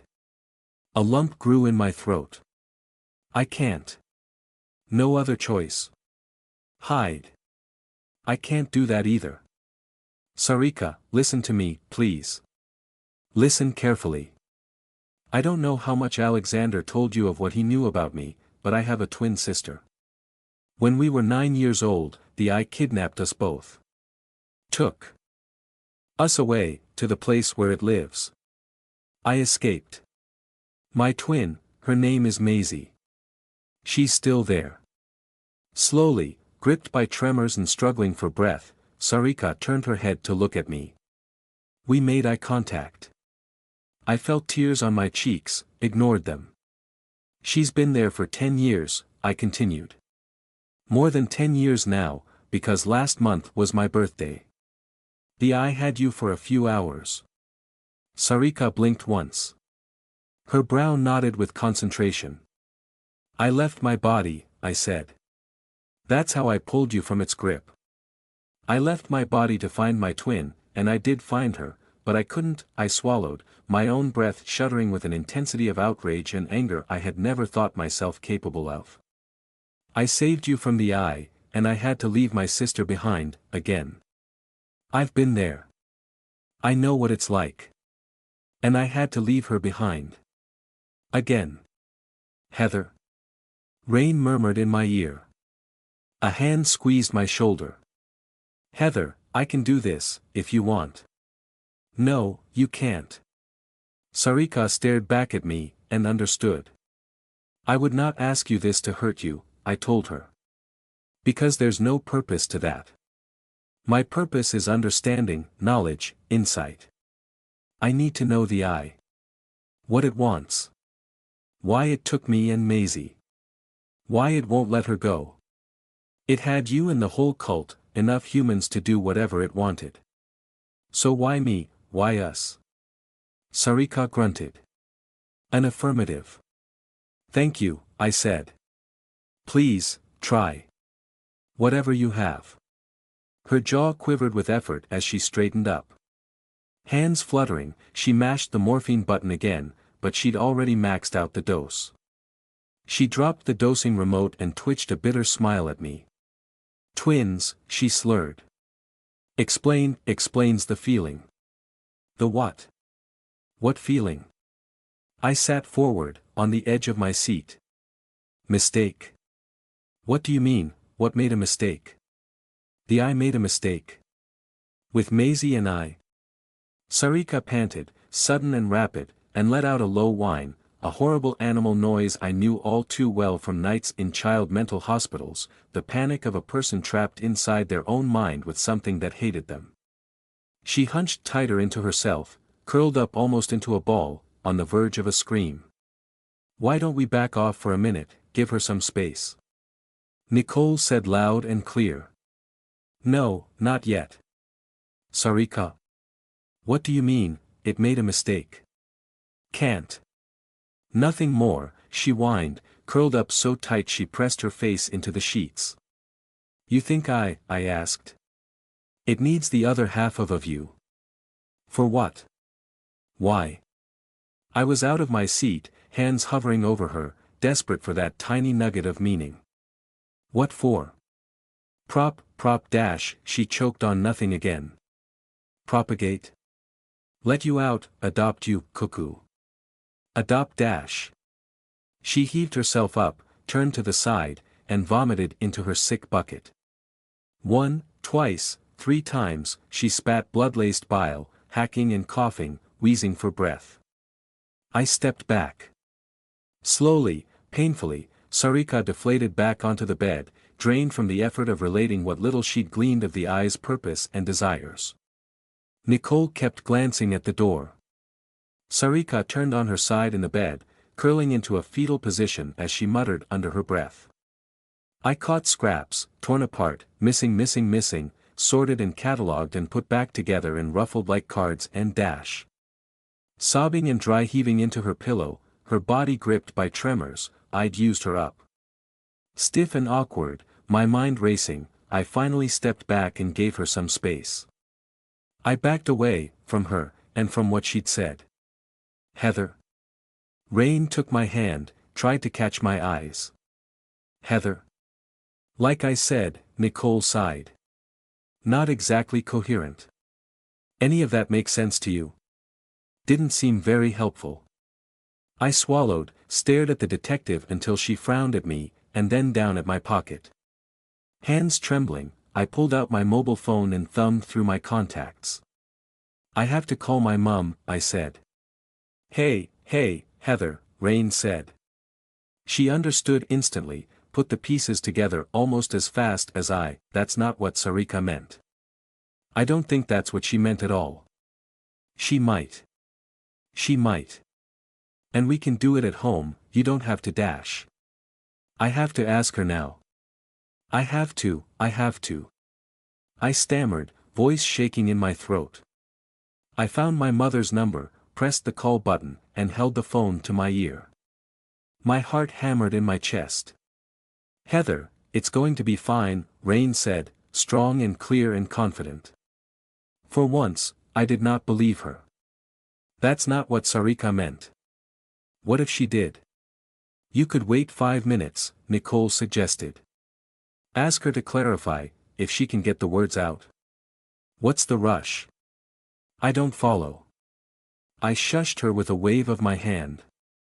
4 rings, 5 rings, and the call connected. Heather, dear. My mother's voice from the other end of the country, tinny and distant on the phone. For bizarre childhood moment I wanted a hug from my mother. Mum, yes, it's me, I dash. It's been 3 weeks since you last called. I left a message 2 days ago. Look, I'm at work right now, but dash, she broke off for a moment, to answer a question from beyond earshot, then returned to the phone. Heather, it is lovely to finally hear from you, a hint of sarcasm in her voice, an edge of reproach. I'm going to make some time here in a moment, and we can dash. Mom, I have to ask you a question. Right now. And I need you to just answer it, not get like you do sometimes. Get like I do sometimes? Her voice rose by half an octave. Well, excuse me, what is that meant to mean? What is this dash? I need you to tell me the absolute and total truth. Mum, I never ask you for anything. Tell me the truth. A moment of silence. For the first time in my life, my tone shocked her. In a smaller voice she said, what is this about? Mom, am I adopted?